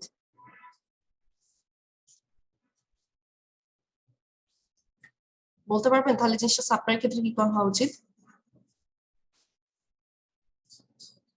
ম্যাম ইনইলাস্টিক হলে তো সাপ্লাই বাড়া উচিত না, শুধু প্রাইসটা বাড়া উচিত। তার মানে কি এখানে দেখা গেল টোটাল রেভিনিউটা তাহলে কি ফল করবে না? জি ম্যাম। দেখেন আগের কোয়ান্টিটি যে সাপ্লাইয়াররা যেটা প্রডিউস করতো সেটা ছিল $3, তারা হচ্ছে 100 প্রডিউস করতো, সো তাদের রেভিনিউটা কত ছিল? 300 ছিল, রাইট? 100 আর হচ্ছে 3 যদি আমরা গুণ করি আগের অ্যামাউন্টটা। এখন এই যে নতুন টেকনোলজি আসার কারণে আপনার সাপ্লাইয়ারদের সাপ্লাই বেড়ে গেল, অন দ্য আদার হ্যান্ড আপনার প্রাইসটা হচ্ছে শিফট করলো, আপনার ডিমান্ডের আপনার উইটের প্রাইস কমে গেল, যেহেতু এখন সাপ্লাই বেশি দিতে পারে, দ্যাট মিনস কি তারা কম প্রাইসেও এখন দিলে তাদের সমস্যা নেই। এখন দেখেন তারা যেহেতু প্রাইসটা কমিয়ে দিল, প্রাইস কমার কারণে ডিমান্ডের কিন্তু হচ্ছে আপনার বেড়ে গেল, এই জন্য কোয়ান্টিটি কিন্তু বাড়লো। আবার আছে নতুন টেকনোলজি, সো তারাও কোয়ান্টিটি বাড়াতে পারবে, এই জন্য সাপ্লাই কার্ভটা কিন্তু রাইটে শিফট হয়ে গেল। কিন্তু আমাদের টোটাল রেভিনিউ সিচুয়েশনটা কি হয়? আপনার যদি নতুন প্রাইসটার সাথে নতুন কোয়ান্টিটিটা গুণ দেন, তাহলে এটার অ্যামাউন্টটা কত আসবে? 220 আসবে না? তার মানে কি হলো যে আপনার এটা রেভিনিউটাকে ফল করে গেল না? Yes ma'am. সো এই সিচুয়েশনে তাহলে আমরা দেখলাম যে আমাদের কাছে যদিও জিনিসটা প্রফিটেবল মনে হচ্ছিল, যে হ্যাঁ জিনিসটা প্রফিটেবল, কিন্তু আসলে কিন্তু না, কারণ উইথ নিউ টেকনোলজি, আমাদের নতুন টেকনোলজি আসে কেন? আপনি যদি দেখেন নতুন যখন একটা মোবাইল ফোন আসে, তখন উইথ নিউ টেকনোলজি, তখন কিন্তু সবাই চায় যে সেম কম প্রাইসে হচ্ছে ভালো টেকনোলজিটা দেওয়ার। এখন দেখেন আগে যে জিনিসটা আমরা ফরসে হচ্ছে 50,000 টাকা দিয়ে কিনতাম, এখন সেম ফোন দেখা যাচ্ছে যে আপনার একই ক্যামেরা, একই হচ্ছে আপনার র্যাম, একই রম, সবকিছুই কিন্তু হচ্ছে আমরা কম প্রাইসে পাই, কারণ উইথ টেকনোলজি আপনার হচ্ছে কস্টিংটা কমে আসে। এখন এই যদি সিনারিও হয়, তখন আপনার প্রাইস কমার সাথে সাথে ডিমান্ডও বেড়ে গেল, সো হচ্ছে আপনার প্রডিউসাররাও হ্যাপি, কারণ তারা তাদের সাপ্লাইটা হচ্ছে বাড়াতে পারবে, নতুন ডিমান্ড নতুন সাপ্লাই, আবার তাদের কাছে নতুন টেকনোলজিও আছে, সো তারা কিন্তু কোয়ান্টিটি বাড়িয়ে দিল সাপ্লাইয়ের, এই জন্য সাপ্লাই কার্ভটা কিন্তু রাইটে শিফট করে গেল। কিন্তু যদি আমরা রিয়েল সিনারিও দেখি, তাহলে বুঝলাম যে আসলে তারা কম কোয়ান্টিটি যখন প্রডিউস করতো, প্রাইস হাই ছিল, তখনই তাদের জন্য প্রফিটেবল ছিল, বরঞ্চ নতুন টেকনোলজি আসার ফলে তাদের সাপ্লাই বাড়লো কিন্তু প্রাইস কমে গেল, এই জন্য তাদের আসলে টোটাল রেভিনিউ কমে গেল। তার মানে যখন আপনারা এই টোটাল, আমরা কখন আসলে বলতে পারবো যে সিচুয়েশনটা প্রফিটেবল নাকি না? যখন আমরা এই কোয়ান্টিটি আর প্রাইসটা আসলে গুণ করে দেখবো, যখন টোটাল রেভিনিউ আমরা যেভাবে দেখবো, তখনই বুঝতে পারবো যে আসলে সিচুয়েশনটা কি পজিটিভ নাকি নেগেটিভ। সো এখন আমরা তাহলে কি বুঝলাম যে এই নতুন ডিসকভারি তাহলে ফার্মারদের জন্য কি বেটার অফ নাকি ওর্স অফ হলো? প্রমাণিত ওর্স অফ, দ্যাট মিনস, সো যে কোনো এরকম সিচুয়েশনে আপনারা ফার্স্টে গ্রাফটা আঁকবেন, একে কোয়ান্টিটি প্রাইসটা বসাবেন, তারপর দেখবেন যে এটা আসলে রেভিনিউটা কি ফল করলো নাকি হচ্ছে ইনক্রিজ করলো। যদি ফল করে তাহলে এটা হচ্ছে সিচুয়েশনটা ওর্স অফ ছিল, আর যদি হচ্ছে আপনার এটা বেড়ে যেত 350 হয়ে যেত 300 থেকে, তাহলে আমরা বলতাম কি ইটস বেটার অফ। সো এই সিচুয়েশনে যদি আপনাদের দেওয়া থাকে, তাহলে অবশ্যই আপনাদের এরকম এই যে প্রাইস আর হচ্ছে কোয়ান্টিটি এগুলো দেওয়া থাকবে, আপনারা গ্রাফটা আগে আঁকবেন, আঁকার পরে তারপর দেখবেন ওই যে প্রাইস ইনটু কোয়ান্টিটি করে যে টোটাল রেভিনিউ কত আসলো, কতটুকু বাড়লো বা কতটুকু কমলো, সেই অনুযায়ী হচ্ছে জিনিসটা ডিসক্রাইব করবেন যে এতটুকু বাড়লো তার মানে সিচুয়েশনটা বেটার, আর যদি কমে তাহলে হচ্ছে সিচুয়েশনটা ওর্স। এই পর্যন্ত ক্লিয়ার? ম্যাম একটা কোশ্চেন ছিল, হ্যাঁ বলেন। যদি এইখানে সাপ্লাইটা অনেক বেশি বাড়তো হুম এবং প্রাইস আপনার সরাসরি $3 থেকে $2 যদি না হয় 2.5 হতো, তাহলে তো ম্যাম আলটিমেটলি গিয়ে আমাদের বেটার অফই হতো। আচ্ছা, আপনি বললেন প্রাইস যদি 2.5 হতো আর কোয়ান্টিটিটা কত বললেন? আর একটু বেশি বাড়তো যদি লাইক 130। আচ্ছা, যদি 130 হয় তার মানে কি, তাহলে 325 হয়ে যায় না আমাদের টোটাল রেভিনিউ? 2.5 ইন্টু হচ্ছে 130, তার মানে কি এই সিচুয়েশনটা বেটার অফ হয়ে যেত না? এই জন্যই তো আপনাদেরকে বললাম যে এই যে আপনার যে আসলে আমরা যে বললাম যে আপনারা মানে বললেন এই সিচুয়েশন থেকে নতুন টেকনোলজি আসলো, সেই জিনিসটা ফার্মারদের জন্য ভালো, রেভিনিউ বেশি হবে, কারণ তারা আমরা জানি যে সাপ্লাই বেশি করবে, যত বেশি তাদের সাপ্লাই বেশি করতে পারবে, বেশি প্রোডাকশন করতে পারবে, সেল তত বেশি হবে, ইনকামও তত বেশি হবে। তো আমাদের কাছে কিন্তু আপাত দৃষ্টিতে দেখে সব পজিটিভ মনে হচ্ছিল এটা পড়ার পরে, কিন্তু যখনই আপনার এই ডলার অ্যামাউন্টটা চলে যাবে যে আসলে কত কত টাকা বাড়লো, কত টাকায় আপনি এখন সেল করতে পারছেন, আগে কত টাকায় সেল করতেন, তার সাথে যখন কোয়ান্টিটি আপনি হিসাব মিলাবেন তখনই কিন্তু আসলে বুঝতে পারবেন যে সিচুয়েশনটা কি বেটার নাকি ওর্স হলো। যদি আপনি যে সিচুয়েশনটা বলেন ওটা হতো এখানে 2.5 আর এখানে কোয়ান্টিটি যদি বাড়তো হচ্ছে 130, তাহলে কিন্তু আসলে সিচুয়েশন বেটারই হতো। এখন এটা তো হাইপোথেটিক্যাল সিচুয়েশন, এই জন্য আপনাদের বললাম যে এক্সামে যদি এরকম দেওয়া থাকে তাহলে অবশ্যই ক্যালকুলেশনটা করে তারপর বলবেন যে সিচুয়েশনটাকে বেটার নাকি মানে বেটার না। শুধুমাত্র এই কেসটা দেখে মানে জাজমেন্ট দিয়ে দিবেন না যে হ্যাঁ কেস দেখে আমি বলে দিলাম যে সিচুয়েশন বেটার। ম্যাম ওই গ্রাফও কি আঁকা লাগবে ম্যাম? হ্যাঁ, আমি আপনাদের হচ্ছে এই ডলার অ্যামাউন্টটা যে কত ডলার ছিল আগে এখন কত আর কোয়ান্টিটি কতটুকু ছিল এখন কত, এটা আমি দিয়ে দিব। আপনারা হচ্ছে এই গ্রাফটা আঁকবেন, শো করে তারপর দেখাবেন যে কার মানে শিফটটা কোথায় হলো, সাপ্লাইতে শিফট হলো নাকি ডিমান্ডে শিফট হলো, এই কার্ভটা আঁকতে হবে। আর প্লাস হচ্ছে ওই যে প্রাইস ইনটু কোয়ান্টিটি এইভাবে করে, যে total revenue price into quantity করে এই জিনিসটা দেখাবেন যে আগে রেভিনিউ কত ছিল এখন রেভিনিউ কত, তার মানে এটা কি আসলে প্রফিটেবল সিচুয়েশন ছিল নাকি লস সিচুয়েশন ছিল, এই জিনিসটা ডিসক্রাইব করতে হবে। ইকোনমিক্স মানে গ্রাফ আঁকতেই হবে সবকিছুতেই, ঠিক আছে? এক্সপ্লেনেশনটা শর্ট হবে, বুঝাই যাচ্ছে যে আপনি গ্রাফ এঁকে ফেললে যখন আপনি ক্যালকুলেশন করে অ্যামাউন্টটা বের করে ফেলবেন ওখানে এত বেশি এক্সপ্লেন করার দরকার নেই। বুঝাই যাচ্ছে যে এখানে যেহেতু আপনার 300 ছিল এখন রেভিনিউ কমে হচ্ছে 220 হয়ে গেল, তার মানে এটা হচ্ছে আপনার ওর্স অফ সিচুয়েশন, বেশি হলে বলতেন বেটার অফ, এই আর কি এক লাইন এক্সপ্লেন। বাট এই গ্রাফটার এখানে হিসাবটাই হচ্ছে মেইন।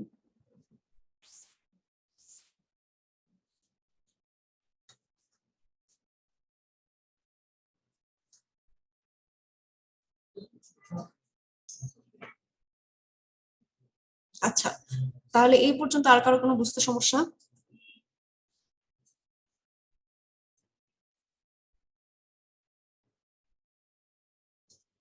এখানে দেখেন আরেকটা আপনার হাইপোথেটিক্যাল একটা সিচুয়েশন দেওয়া হয়েছে ওই ফার্মিং এর সাথে রিলেটেড, মানে এটা একটা হাইপোথেটিক্যাল একটা এক্সাম্পল বাট হচ্ছে এটা একটা রিয়েল সিনারিও। দেখেন এখানে বলা হচ্ছে ইউএসএ আগে হচ্ছে 5th সেঞ্চুরিতে আগে ইউএসএ হচ্ছে ওদের ইকোনমিটাও এগ্রিকালচারের উপরে বেস করেছিল। এখানে বলা হচ্ছে 2000 ইয়ার এগো ওদের সিচুয়েশনটা কি ছিল, ওরা হচ্ছে আমেরিকাতে ওরা ফার্মিং করে চলতো 2000 বছর আগে, কিন্তু ওদের রেভলিউশনটা কেন হলো, এই যখনই হচ্ছে আপনার বিভিন্ন ধরনের ফার্মিং নলেজ এটার মেথড নতুন নতুন বের হওয়া শুরু করলো, তখন কি হলো তাদের কিন্তু প্রোডাকশনটা বেড়ে গেল।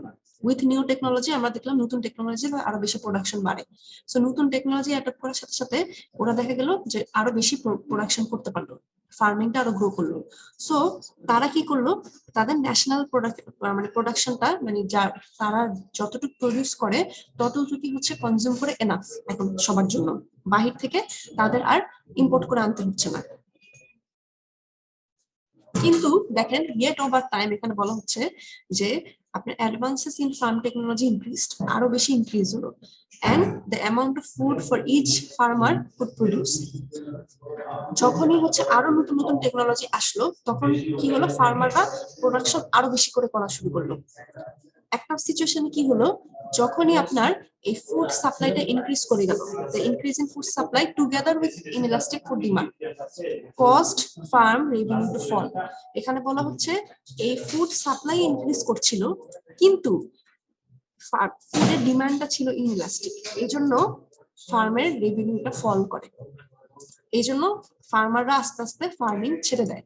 এখন এই সিচুয়েশনটা কখন হতে পারে আমাকে বলেন তো, মানে এটা কেন বললো, ফুড সাপ্লাই ইনক্রিজ করছে কিন্তু ডিমান্ডটা ইনএলাস্টিক, ফুড ডিমান্ডটা ইনএলাস্টিক, এই জন্য রেভিনিউ ফল করে গেল, কেন কেউ বলতে পারবেন?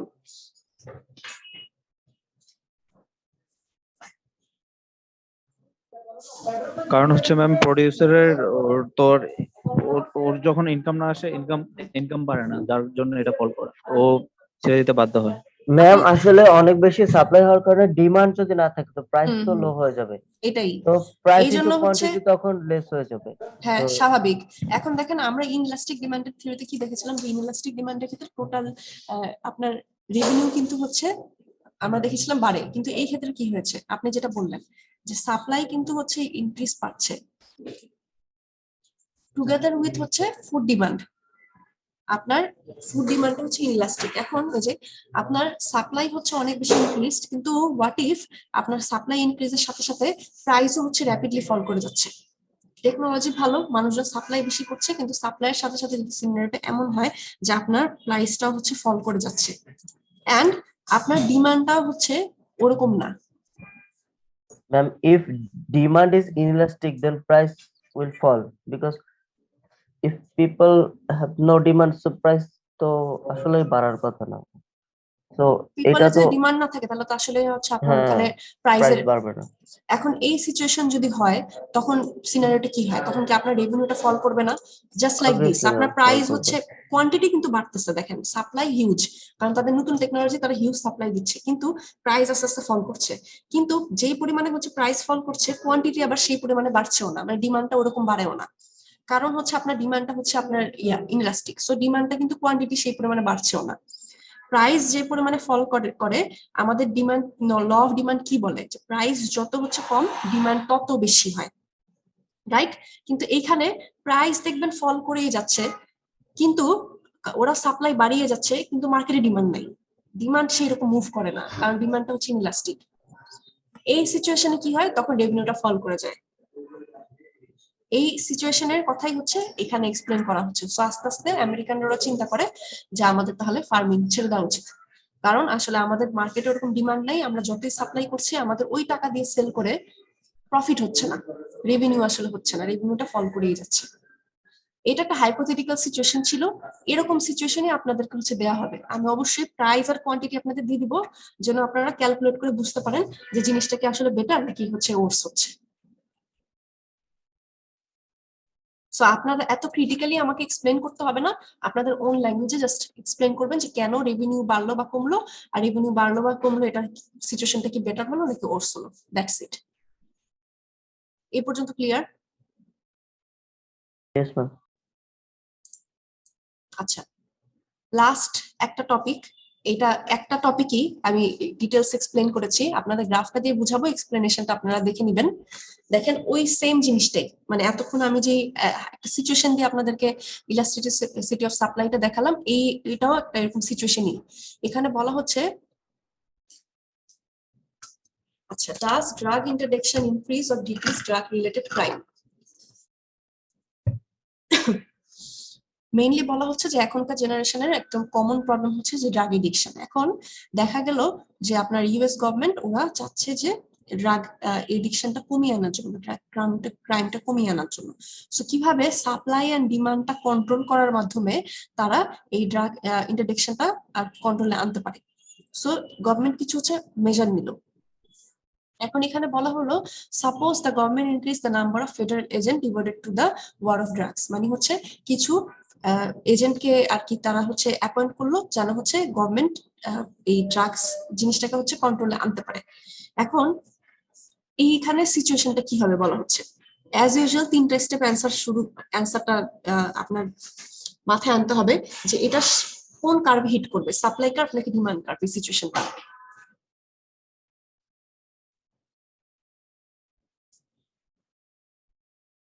ফার্স্ট এই সিচুয়েশনটা দেখে বলতে পারবেন যে এটা আসলে কাকে হিট করবে?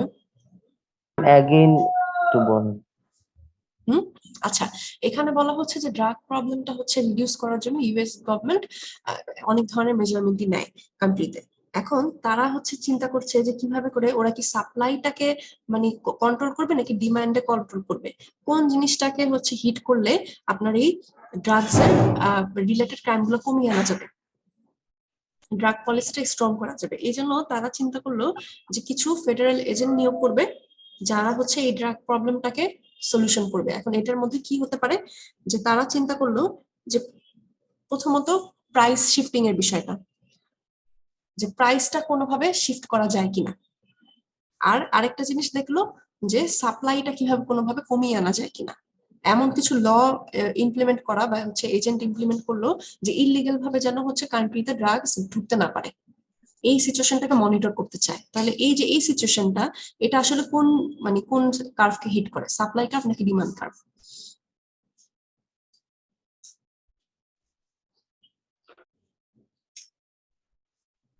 ম্যাম সাপ্লাই কার্ভ হিট করলে সাপ্লাই ক্রাইম কার্ভটা, কমবে। সাপ্লাই কার্ভটা এটা কেন? ফার্স্ট অফ অল তারা কিন্তু চাচ্ছেই যে কান্ট্রির ভিতরে যেন ড্রাগের সাপ্লাইটা কমে আসে, মানে তারা চাচ্ছে যে কান্ট্রির ভিতরে এই জন্য ইলিগাল ভাবে যে আসছে এই জিনিসটা যেন কমে যায়।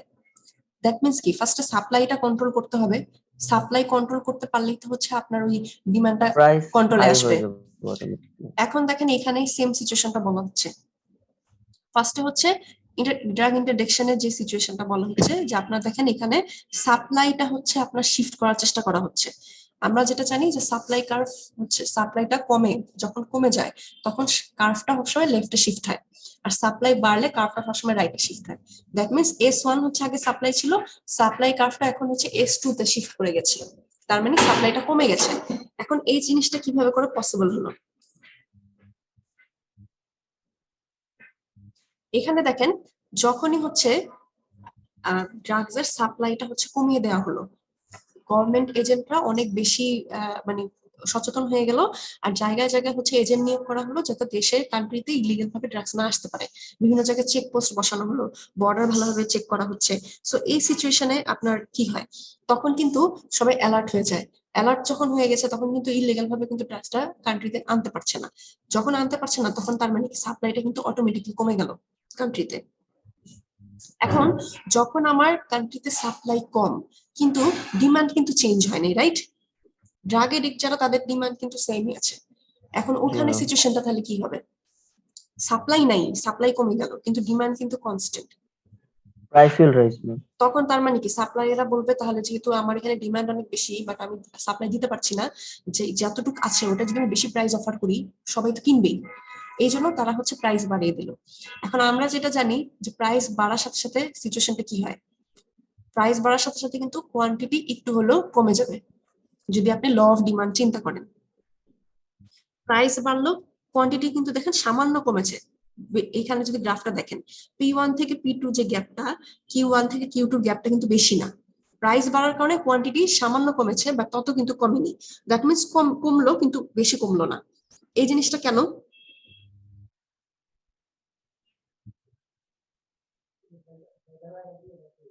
এই জিনিসটা মেইনলি বলা হয় কি, যে আমি একটা শর্ট রান আর লং রানের একটা ইস্যু বলেছিলাম না, এটার সাথে রিলেটেড কাইন্ড অফ। দেখেন ড্রাগস হচ্ছে এমন একটা জিনিস, যারা যারা এটা প্রতিনিয়ত নেয়, কনজিউম করে, ওরা কিন্তু যত টাকাই বাড়ুক না কেন জিনিসটা অনেকে নিবেই।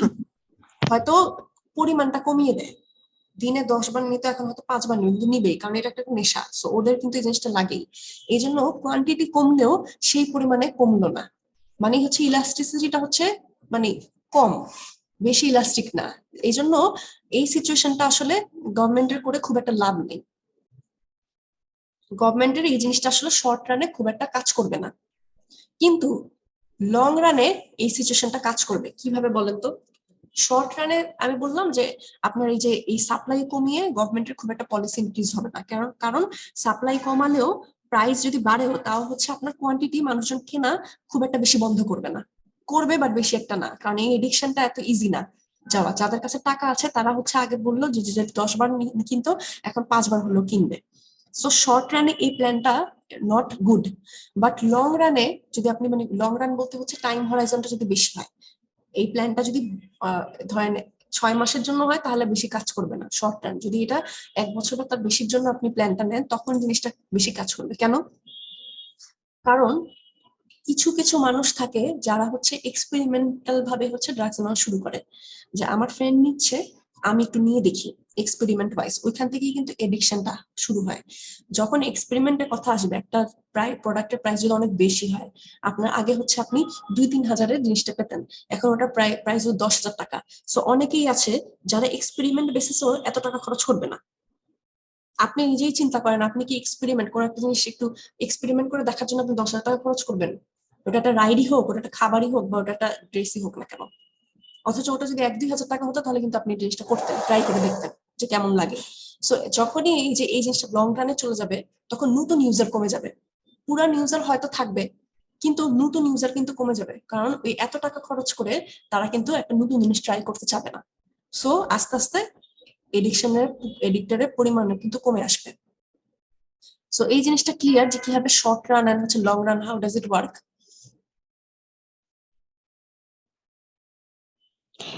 মিস আরেকবার বললে একটু ভালো হতো। আচ্ছা, এখানে বললাম যে ইউএস গভর্নমেন্ট চাচ্ছে যে তারা ড্রাগ এডিকশনটা হচ্ছে কমিয়ে আনবে, কান্ট্রিতে ড্রাগস এর এডিকশন কমাবে। এখন ড্রাগস এডিকশন কমাতে তারা একটা পলিসি অ্যাডপ্ট করলো। তারা বললো যে তাদের মানে কান্ট্রির ভিতরে ইলিগাল ভাবে যে ড্রাগস ঢুকে, এই জিনিসগুলো বন্ধ করতে হবে, এই জিনিসগুলো কমিয়ে আনতে হবে। যখনই তারা এই পলিসি নিল, তার মানে কি, তাদের কান্ট্রিতে ড্রাগসের সাপ্লাইটা কমানোর চিন্তা করছে তারা, ইলিগাল ভাবে যেন না আসতে পারে কান্ট্রিতে। দ্যাট মিনস আপনার সাপ্লাই কমে গেল।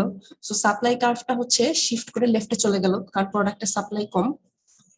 কিন্তু এখন দেখেন, যখন আপনার মার্কেটে প্রোডাক্টের সাপ্লাই কম কিন্তু ডিমান্ড সেমই আছে, তার মানে কি, আপনার প্রোডাক্টের সাপ্লাই নাই, সাপ্লাই আগে ছিল হচ্ছে 100, এখন হয়ে গেল 50, কিন্তু ডিমান্ড কিন্তু 100ই আছে। এখন ওই সেম প্রোডাক্টটাই কিন্তু অনেকজন চায়, কিন্তু অনেকজন পাবে না। এই জন্য সাপ্লায়াররা কি করবে, তারা কিন্তু প্রাইস বাড়িয়ে দিবে, যেহেতু মার্কেটে ডিমান্ড ভালো কিন্তু তাদের প্রোডাক্টের হচ্ছে কম। সো যারা বেশি প্রাইস দিয়ে নিতে পারবে তারাই নিবে, তারা হচ্ছে হাই প্রফিটের জন্য প্রাইস বাড়িয়ে দেয়। সো যখনই প্রাইসটা বেড়ে গেল, তখন কিন্তু আমরা নর্মাল ল অফ ডিমান্ড কি বলে, প্রাইস বাড়ার সাথে সাথে ডিমান্ড ফল করে। আর আমরা ইলাস্টিসিটি অফ ডিমান্ডে দেখলাম, যখন প্রাইস বাড়ে কিন্তু ডিমান্ডটা তত পরিমাণে বাড়ে না, তখন আমরা ওইটাকে কি বলি, ইনইলাস্টিক ডিমান্ড বলি বা লেস ইলাস্টিক ডিমান্ড বলি। এখানে দেখেন প্রাইস P1 থেকে P2 যেই পরিমাণে প্রাইস বাড়লো, ওই কোয়ান্টিটি অফ ড্রাগস কিন্তু ডিমান্ড সেই পরিমাণে কমে নেই, কমেছে কিন্তু খুব কম, রিডিউস হয়েছে কোয়ান্টিটি কিন্তু খুব কম। তার মানে এটা ডিমান্ডটা রিডিউস হলো বাট হচ্ছে কম, দ্যাট মিনস কাইন্ড অফ এটা লেস ইলাস্টিক বা ইনইলাস্টিক আমরা ডিমান্ড বলতে পারি। এখন এই সিচুয়েশনটা কেন, আপনি নর্মাল সেন্সে চিন্তা করলে দেখবেন যে আপনি একজন যে এডিক্ট থাকে তাকে কিন্তু আপনি ইজিলি কন্ট্রোল করতে পারবেন না। সিচুয়েশন যখন ওয়ার্স হয়, এমনই হয় যে তারা চুরি করবে, ছিনতাই করবে, মানুষ মেরে ফেলবে, তারপরে কিন্তু they need money, they will have drugs. এই সিচুয়েশনটা এমনই, বিকজ এটা একটা খুব খারাপ একটা হ্যাবিট।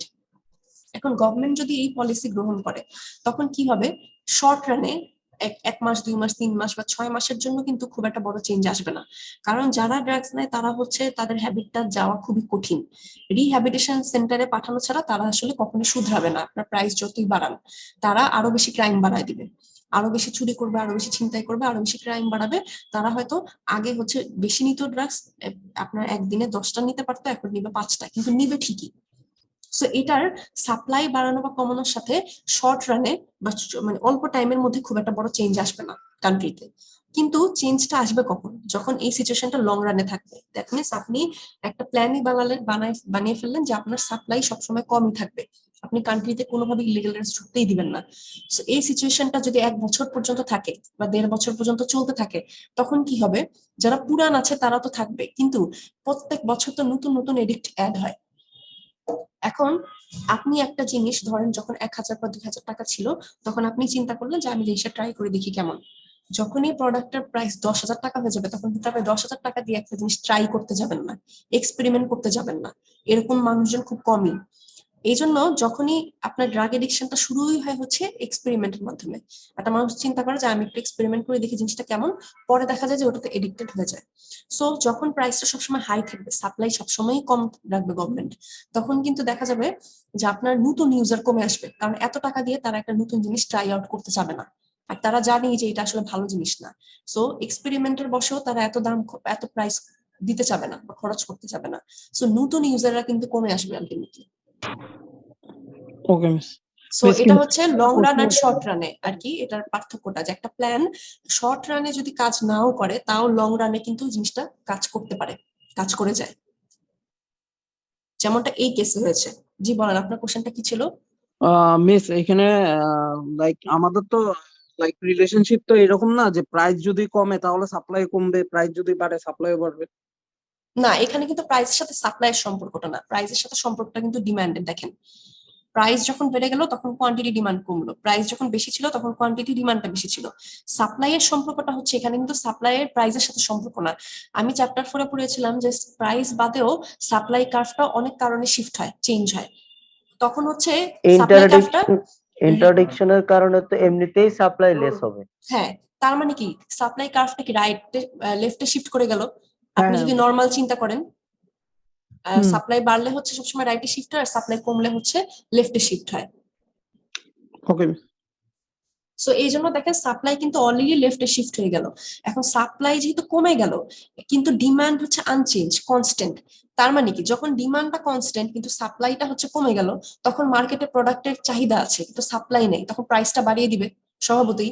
কারণ অনেকজন চাচ্ছে, এখন আপনি হাই প্রাইসে সেল করতে পারবেন, আমার তো সেলার, আপনার তো বায়ার অনেক, সেলার কম, তাহলে সেলাররা এখন প্রাইস বাড়িয়ে দিবে যে আমারটা আমি দাম বাড়িয়ে দিলাম, যত মানুষজন এখন প্রায় হাই প্রাইস দিয়ে নিবে, কারণ আমার কাছে তো কোয়ান্টিটি নাই বেশি, কিন্তু আমার তো প্রফিট করতে হবে। আগে যখন সাপ্লাই বেশি ছিল, বেশি সাপ্লাই দিতাম, তখন প্রাইস কম রাখলেও প্রফিট চলে আসতো। এখন আমার সাপ্লাই কম, আমার কাছে প্রোডাক্ট নাই, আমি যদি কম প্রাইসে সেল করে আমার তো প্রফিট হবে না। সো তারা কিন্তু আলটিমেটলি প্রাইস বাড়াতে বাধ্য, কারণ তাদের প্রোডাক্টের সাথে সাপ্লাই নেই। যখনই সিচুয়েশন এমন হবে তখন সামান্য হলেও ইউজাররা আর কি কোয়ান্টিটি কমিয়ে দিবে, ডিমান্ডের কোয়ান্টিটি কমাবে। কিন্তু যেটা আমি বললাম, যেটা শর্ট রানে খুব কম কাজ করবে, কারণ এখানে দেখেন প্রাইস যে পরিমাণে বাড়ে এখানে কোয়ান্টিটি সেই পরিমাণে কমে না। কারণ এই ডিমান্ডটা হচ্ছে আপনার কি ডিমান্ড বলবো তাহলে আমরা, ইনইলাস্টিক। প্রাইস বাড়া বা কমার সাথে ডিমান্ডের খুব একটা চেঞ্জ হয় না, কারণ জিনিসটা এমনই জিনিস যে যারা হ্যাবিচুয়েট হয়ে যায় এটাতে, তারা এই জিনিসটা সহজে ছাড়তে পারে না। কিন্তু ইন দ্য লং রান নতুন ইউজাররা ক্রিয়েট হবে না, কারণ প্রাইস অনেক বেশি। সো এক্সপেরিমেন্টের বেসিসে বা ট্রাই আউট করার জন্য তারা এত দাম দিয়ে একটা জিনিস নিবে না। সো আস্তে আস্তে দেখা যাবে যে নতুন ড্রাগ ইউজার কমে আসবে। সো কান্ট্রিতে আলটিমেটলি মানে এটা লং রানে ভালোভাবেই কাজ করবে ড্রাগ ইন্টারডিকশন, বাট শর্ট রানে এটা নাও কাজ করতে পারে। কিন্তু আরেকটা দেখেন প্ল্যানের কথা বলছে, যেটা আসলে মোটামুটি লং রান বা শর্ট রানে এটা সবসময় কাজ করে যদি গভর্নমেন্টরা এই প্রসিডিউরটা ফলো করে, দ্যাট ইজ ড্রাগ এডুকেশন। যখন এটা নিয়ে আপনার নর্মাল কারিকুলামে পড়ালেখার মাঝখানে হচ্ছে আপনার এই ড্রাগ এডুকেশনের একটা ধরেন ইউনিভার্সিটিতে একটা চ্যাপ্টারই রাখা হলো, বা ইউনিভার্সিটিতে কাউন্সিলিং দেওয়া হয়, কলেজ স্কুল লেভেল থেকে হচ্ছে স্টুডেন্টদেরকে বোঝানো হয়, আমাদের যে সোশ্যাল প্ল্যাটফর্ম গুলো আছে বা টিভিতে সবসময় এটা নিয়ে হচ্ছে প্রচার করা হয়, এটা সোশ্যাল অ্যাওয়ারনেস যখন ক্রিয়েট করা হবে, এটা নিয়ে সবসময় ছোটবেলা থেকে এডুকেশন দেওয়া হবে, তখন কিন্তু আলটিমেটলি ছোটবেলা থেকে মানুষের মাইন্ডসেটটা কিন্তু পজিটিভই থাকবে। তারা কিন্তু এই জিনিসটাকে খারাপ ভাবেই বড় হবে, আর জিনিসটা কিন্তু আসলেই দেখা যাবে যে নিবে না। এই জন্য দেখেন আপনার এই যে ড্রাগ এডুকেশনটা, এটা কি তার মানে ডিমান্ডের সাথে রিলেটেড না?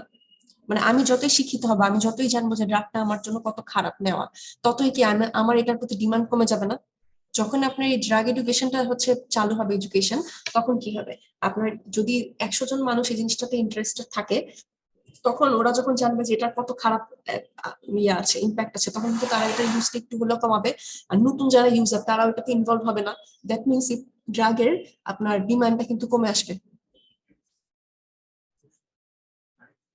এখানে দেখেন, এখানে কিন্তু সাপ্লাইটা হচ্ছে কনস্ট্যান্ট। এখানে কিন্তু গভর্নমেন্ট প্রথম সিচুয়েশনে কি করেছিল একটু বুঝেন, গভর্নমেন্ট প্রথম সিচুয়েশনে সাপ্লাইটাকে ম্যানিপুলেট করতে চেষ্টা করেছে, সাপ্লাই কিভাবে করে কমানোর মাধ্যমে এই ড্রাগ ক্রাইমটা কমানো যায়।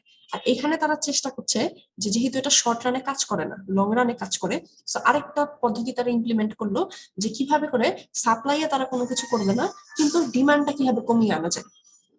ডিমান্ড যদি কমে আসে তাহলে তো অটো সাপ্লাই কমে যাবে, তাই না? আমার মার্কেটে প্রোডাক্টের ডিমান্ড নাই, আগে 50 জন কিনতে এখন 10 জন কিনে, তাহলে সাপ্লাইরা সাপ্লাই করে কি করবে, প্রোডাক্ট প্রডিউস করে কি করবে? 10টার বেশি প্রডিউস করতে লাভ নেই, কারণ তারা তো ওটা কিনবে না, তাদের ডিমান্ডই 10টা। এই জন্য আরেকটা পদ্ধতি তারা ফলো করতে পারে, that is drug education.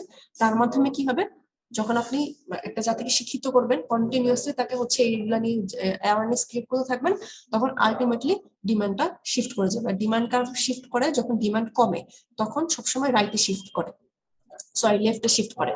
Demand কমলে লেফটে শিফট করে, আর বাড়লে হচ্ছে রাইটে শিফট করে, আমরা জানি।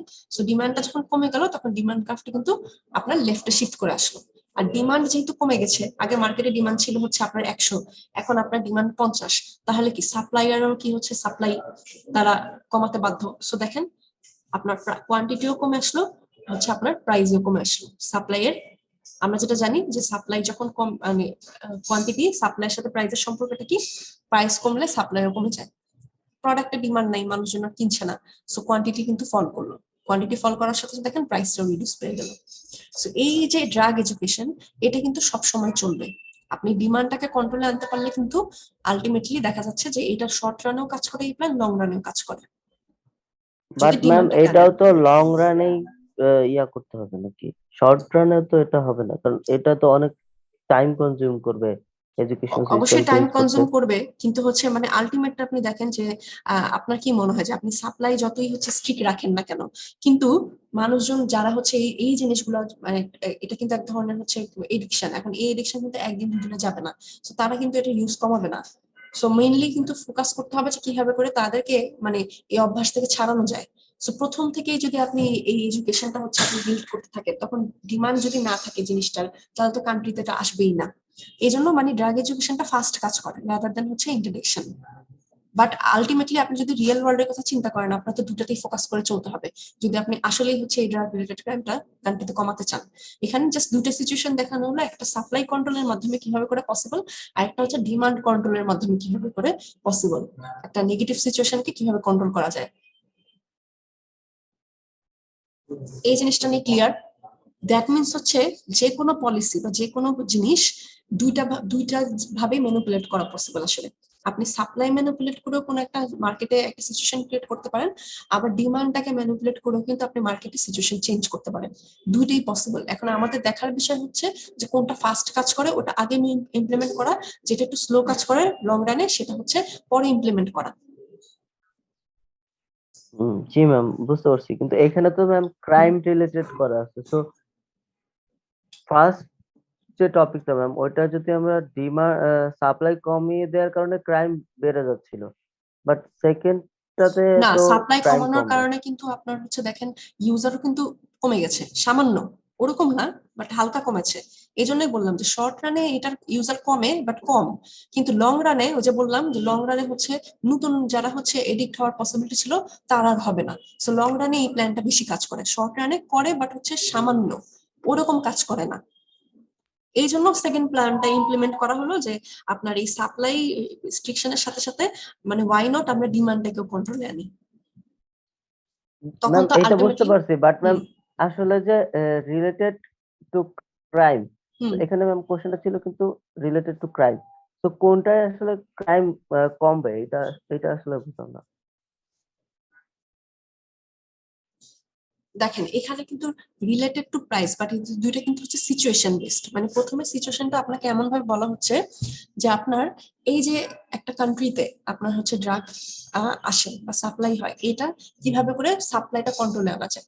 যখনই সাপ্লাই কমালাম তখন কিন্তু সাপ্লাই কার্ভটা, এটা কিন্তু সিচুয়েশনাল বেস। দেখেন সাপ্লাই কার্ভটা লেফটে শিফট করার কারণে, সাপ্লাই কমার কারণে কিন্তু আপনার প্রাইস বেড়েছে, প্রাইস কিন্তু অটো বাড়েনি। এই জিনিসটা বুঝতে হবে। নর্মাল সাপ্লাই কার্ভটা ছিল S1, প্রাইস একরকম ছিল, কোয়ান্টিটি এটা হচ্ছে স্টেবল ছিল। যখনই গভর্নমেন্ট হচ্ছে স্ট্রিক্ট পলিসি নিল তখন হচ্ছে সাপ্লাইটা কমে গেল। সাপ্লাই কমার কারণে কি হলো, মার্কেটে ডিমান্ড তো সেম ছিল, ডিমান্ড তো কোনো চেঞ্জ নেই, মার্কেটে ডিমান্ড তো 100ই আছে, কিন্তু সাপ্লাই কমে গেল হচ্ছে 50-তে। এখন সাপ্লায়ারদের তো প্রফিট করতে হবে, তারা আগে 100টা প্রোডাক্ট সেল করে যে প্রফিট পেত, এখন 50টা প্রোডাক্ট সেল করে তাদের যদি সেম প্রফিট পেতে হয় তাহলে তাদের প্রাইস বাড়াতে হবে। দ্যাটস ওয়াই তারা হচ্ছে প্রাইস ইনক্রিজ করলো। আর আমরা নর্মালি জানি যে প্রাইস ইনক্রিজ করার সাথে সাথে ডিমান্ড কমে যায়, এই জন্য দেখেন এখানে ডিমান্ড সামান্য পরিমাণে কমে গেল। কিন্তু আমরা নর্মাল প্রোডাক্টের ক্ষেত্রে যেটা দেখি, মানে ইলাস্টিক গুডস এর ক্ষেত্রে যেটা দেখি, যে প্রাইস যে পরিমাণে বাড়ে আপনার কোয়ান্টিটি ডিমান্ডটা সে তার চেয়ে বেশি ফল করে, তার চেয়ে বেশি হচ্ছে কমে যায়। কিন্তু এখানে সিচুয়েশনটা কিন্তু ওরকম না, কোয়ান্টিটি কমেছে কিন্তু সামান্য কমেছে। কেন? কারণ এইখানে এই প্রোডাক্টের ডিমান্ডটা হচ্ছে নেচার ইনইলাস্টিক। আর ইনইলাস্টিক ডিমান্ডের ক্ষেত্রে আমরা যেটা জানি সেটা হচ্ছে যে আপনার ইনইলাস্টিক ডিমান্ড হলে প্রাইস বাড়ার সাথে সাথে কোয়ান্টিটি ডিমান্ড কমে, বাট সেরকম কমে না বা নাও কমতে পারে, আনচেঞ্জ থাকে। কিন্তু বলা হচ্ছে যে এই সিচুয়েশনটা শর্ট রানে এই জন্য বলা হচ্ছে যে ওরকম কাজ করবে না, যেহেতু আপনার যে প্রাইস বাড়ার সাথে সাথে ইউজার যে কমে যাচ্ছে খুব একটা সেটা না, কমছে বাট সামান্য। বাট লং রানে কেন কাজ করবে, কারণ নতুন ইউজার ক্রিয়েট হবে না, যেহেতু প্রাইস সবসময় হাই থাকবে, বরঞ্চ আরো হাই হবে। সাপ্লাই আরো যদি কমিয়ে দেয় তাহলে প্রাইস আরো হাই হবে। প্রাইস হাই হতে হতে নতুন ইউজাররা এই মার্কেটে ঢুকতেই পারবে না, নতুন ইউজাররা ইনভলভ হবে না। কিন্তু মিস হুম ওইটা তো বুঝলাম মিস, কিন্তু সেকেন্ড যে ডিমান্ডের এটা বুঝি নাই। আচ্ছা, এখন Second দেখেন day. এখানে বলা হচ্ছে যে কিভাবে করে ডিমান্ড কন্ট্রোলের মাধ্যমে হচ্ছে এই সেম পলিসিটা পসিবল। ডিমান্ড কন্ট্রোলের মাধ্যমে আপনি কিভাবে করে ড্রাগ রিলেটেড ক্রাইমটা কমাতে পারেন। ফার্স্টেই দেখেন, যখনই আপনার ড্রাগ এডুকেশন দেওয়া হবে, সব জায়গায় স্কুল কলেজে ইউনিভার্সিটিতে আপনাকে এই জিনিস নিয়ে পড়ানো হচ্ছে, বোঝানো হচ্ছে। আপনি ছোটবেলা থেকে আপনার কারিকুলামে দেখিয়ে আসছেন যে ড্রাগ এটা হচ্ছে নেওয়া উচিত না, ভালো না, বা এটা হচ্ছে ইলিগাল। সো আপনি কিন্তু ছোটবেলা থেকে একটা মাইন্ডসেট নিয়ে আপনি ওই পরিবেশে বড় হচ্ছেন। সো আলটিমেটলি কিন্তু আপনার ডিমান্ডটা যেটা ছিল ওটা কিন্তু আস্তে আস্তে কমেই যাবে। আমাদের বাংলাদেশে যদি এখন গভর্নমেন্ট এই পলিসি ফলো করে, চিন্তা করেন যে সব কারিকুলামে স্কুল কলেজে ইউনিভার্সিটিতে এই কারিকুলাম অ্যাড করলো, এখন গভর্নমেন্ট হচ্ছে অ্যাওয়ারনেস ক্রিয়েট করছে, সব জায়গায় হচ্ছে আপনার দেখা যাচ্ছে যে সেমিনার হয় বা এটা নিয়ে পাবলিকলি কথা বলা হয়, টিভিতে প্রোগ্রাম হচ্ছে, তখন কি হবে? এখন যে ডিমান্ডটা আগে ছিল, ডিমান্ড এন্ড সাপ্লাই যেরকম ছিল, এখন আমার এই ড্রাগ এডুকেশনটা ধরেন চলতে চলতে আপনার কি মানুষজন এটার প্রতি সচেতনতা হবে, সচেতন হতে হতে তারা তারা ফ্যামিলি মেম্বারদের প্রতি কনসার্ন থাকবে। সো আলটিমেটলি কিন্তু ডিমান্ডটা কিন্তু কমে গেল, আর যখন ডিমান্ড কমে ডিমান্ডটা হচ্ছে লেফটে শিফট হয়। এখন আপনার প্রোডাক্টে দেখেন সাপ্লাই কিন্তু চেঞ্জ হয়নি, সাপ্লাই সেম, কিন্তু ডিমান্ড কমে গেল। এখন আপনার প্রোডাক্টের মার্কেটে নেই ডিমান্ড, সো ওই প্রোডাক্ট আপনি সাপ্লাই করে কি করবেন? সো আলটিমেটলি কোয়ান্টিটিটা কি ফল করে যাবে না? Yes miss. সো কোয়ান্টিটি যখন আপনার কম, তখন কিন্তু আলটিমেটলি দেখেন সাপ্লাইয়ের আপনার প্রাইসটাও কিন্তু ফল করে যাবে, হুম। কারণ ওই প্রোডাক্টের এখন মার্কেটে ডিমান্ডই নেই। আপনি হাই প্রাইস দিয়ে আপনি যে কোনো কোয়ান্টিটিতেই সেল করতে পারবেন না। সো আলটিমেটলি প্রাইসও কমাতে হবে আপনার, কারণ এখন আর ওটা ডিমান্ড নাই। আর যদি প্রাইসও কমিয়ে ফেলেন তাহলে হচ্ছে কি, এই যে অল্প প্রাইসে আগে যে সাপ্লায়াররা যে লাভটা করতো প্রফিট, এখন এই অল্প প্রাইসে সেল করে তাদের তো সেই প্রফিটটা হবেই না। এই জন্য আলটিমেটলি তাদের ফোর্স করে কোয়ান্টিটিও কমিয়ে আনতে হবে সাপ্লাইয়ের। সো এখানে ডিমান্ড চেঞ্জের কারণে প্রাইসে চেঞ্জ হলো, নট যে প্রাইসের কারণে ডিমান্ডের চেঞ্জ। ডিমান্ড আগে চেঞ্জ হয়েছে, এই ডিমান্ডের সিচুয়েশনের উপর বেস করে আপনার প্রাইসটা কমে গেল, প্রাইস কমার সাথে সাথে কোয়ান্টিটিও, সাপ্লাই কোয়ান্টিটিও কমে গেল। এই জন্য দেখেন সাপ্লাই কার্ভটা আনচেঞ্জ, বা ডিমান্ড কার্ভটা লেফটে শিফট করে গেছে।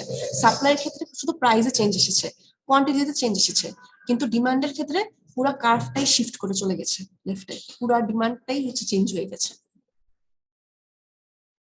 এটা নিয়ে ক্লিয়ার? জি মিস ক্লিয়ার, বাট মিস ফিগারের উপরের যে কোশ্চেনটা, does drug introduction increase or decrease drug related crime? এই যে আপনাকে বললাম যে শর্ট রানে এইখান থেকে এই কোশ্চেনটার অ্যানসারটা হচ্ছে আপনার এখানে দেওয়া আছে, যেটা আমি বললাম এটাই হচ্ছে ইন ডিটেইলসে দেওয়া আছে। শর্ট রানে এটা হচ্ছে ইমপ্লিমেন্টেশনটা কম, বাট লং রানে হচ্ছে ইয়েস অবশ্যই ডিক্রিজ পাবে। শর্ট রানে হচ্ছে এটার কাজটা কম হবে, ড্রাগ ইন্টারডিকশনের যে প্ল্যানটা, এটা শর্ট রানে ডিক্রিজটা কম, বাট লং রানে এটা 100% ডিক্রিজ পাবে, ডিক্রিজটা হাই। এখানে দেখবেন যে এক্সপ্লেনেশনটা পুরোপুরি দেওয়া আছে। পরে আমি এতক্ষণ যে জিনিসটা এক্সপ্লেন করলাম এই এক্সপ্লেনেশনটাই, এই যে দেখেন, but what about the amount of drug related crime, এইখান থেকে হচ্ছে যে কোশ্চেনের অ্যান্সারটা শুরু, যে আপনার কি বাড়লো নাকি কমলো। এখানে দেখেন সেম জিনিসই বলা আছে, শর্ট রানে জিনিসটা পলিসি মেকাররা কমাতে পারবে কিন্তু কম, কিন্তু লং রানে হচ্ছে এই যে শর্ট রানে ইফেক্টটা কম হলেও আপনার লং রানে এটার ইফেক্টটা অনেক হাই। জি ম্যাম, বুঝতে পারছি। লং রানে আপনার এই ড্রাগ এডিকশনের মাধ্যমে হচ্ছে ইন্টারডিকশনের মাধ্যমে ড্রাগ রিলেটেড ক্রাইমটা আসলে ডিক্রিজই পাবে। এই যে দেখেন এখানে এই লাইনটা, সো এটা একটু পড়লে আপনারা হচ্ছে বুঝতে পারবেন। এখানে আমি যা এতক্ষণ এক্সপ্লেন করলাম এই জিনিসটাই হচ্ছে ইন ডিটেইলস আপনাদের বলা আছে। সো আপনাদের কাজ হচ্ছে এখন আপনারা বাসায় এই চ্যাপ্টারটা দেখবেন, যেহেতু চ্যাপ্টারটা একটু বড় আর টার্মস গুলো অনেক রিলেটেড। অবশ্যই হচ্ছে এই চ্যাপ্টারটা দেখে আমাকে নেক্সট ক্লাসেও বলতে পারেন, বা নেক্সট ক্লাসে যদি টাইম কম হয়ে যায় কালকের ক্লাসটাতে, সো আপনারা আমাকে নেক্সট উইকেও বলতে পারেন, ঠিক আছে? এর মাঝখানে বন্ধের মাঝখানে দেখেন, দেখে আমাকে চ্যাপ্টার 4 কোনো প্রবলেম যদি মনে হয় যে না আমি সেটা আমি বুঝতে পারছি না, অবশ্যই আমাকে নেক্সট উইকের ক্লাসে বলবেন। নেক্সট উইকে আপনাদের সাথে আমার টিউসডেতে ক্লাস আছে, সো টিউসডে ক্লাসে বলবেন। আরেকটা ইম্পর্টেন্ট নোটিস, সাদিয়া বা অব্র যেই আছেন এখানে ইয়েস ম্যাম। তারা দিবেন, সেটা হচ্ছে কালকে আপনাদের এই যে গত টিউসডে যে ক্লাসটা, সেটা মেকআপ ক্লাসটা কালকে 10টার সময় হবে, ঠিক আছে? Okay ma'am. সো কালকে 10টা ইনশাআল্লাহ আমি লিংক পাঠাবো, আর এখানে দেখেন দুইটা ছোট কুইজ দেওয়া আছে, সো এই জিনিসটা বাসায় প্র্যাকটিস করবেন। Okay ma'am. এটা হচ্ছে ওই পলিসির মতোই, যে যদি পলিসি মেকারে স্মোকিং কমাতে চায় তখন কি করা উচিত, ওইটার সাথে রিলেটেড। ঠিক আছে, তাহলে আজকে এই পর্যন্তই। আমাকে এখন একটু বলেন যে এই চ্যাপ্টারে এখন মানে আজকে পর্যন্ত লেকচার আমি যা পড়ালাম কারো কোনো কিছু বুঝতে প্রবলেম আছে কিনা? No miss. আচ্ছা, আপনাদের আমি হচ্ছে আজকের ক্লাসের ভিডিওটা দিয়ে দিব, সো ভিডিওটা বাসায় দেখেন, দেখে একটু ভালোভাবে বোঝার চেষ্টা করেন। যদি কোনো প্রবলেম ফিল করেন তাহলে অবশ্যই আমাকে নেক্সট টিউসডেতে জানাবেন। এই মাঝখানে যে গ্যাপটা আছে ফ্রাইডে স্যাটারডে, এই গ্যাপের মাঝখানে দেখেন, ফ্রাইডে স্যাটারডে আপনাদের সানডে মানডে আছে, সো এর মাঝখানে আপনি দেখেন, আমাকে টিউসডে জানাবেন অবশ্যই। ম্যাম মিস আমি তো পুরাটাই মিস। আপনার কথা বুঝতে পারিনি। চ্যাপ্টার 4টা আমি পুরোটা মিস করছিলাম মিস। চ্যাপ্টার 4টা হচ্ছে আপনাদের কাছে কিন্তু রেকর্ডিং দেওয়া আছে।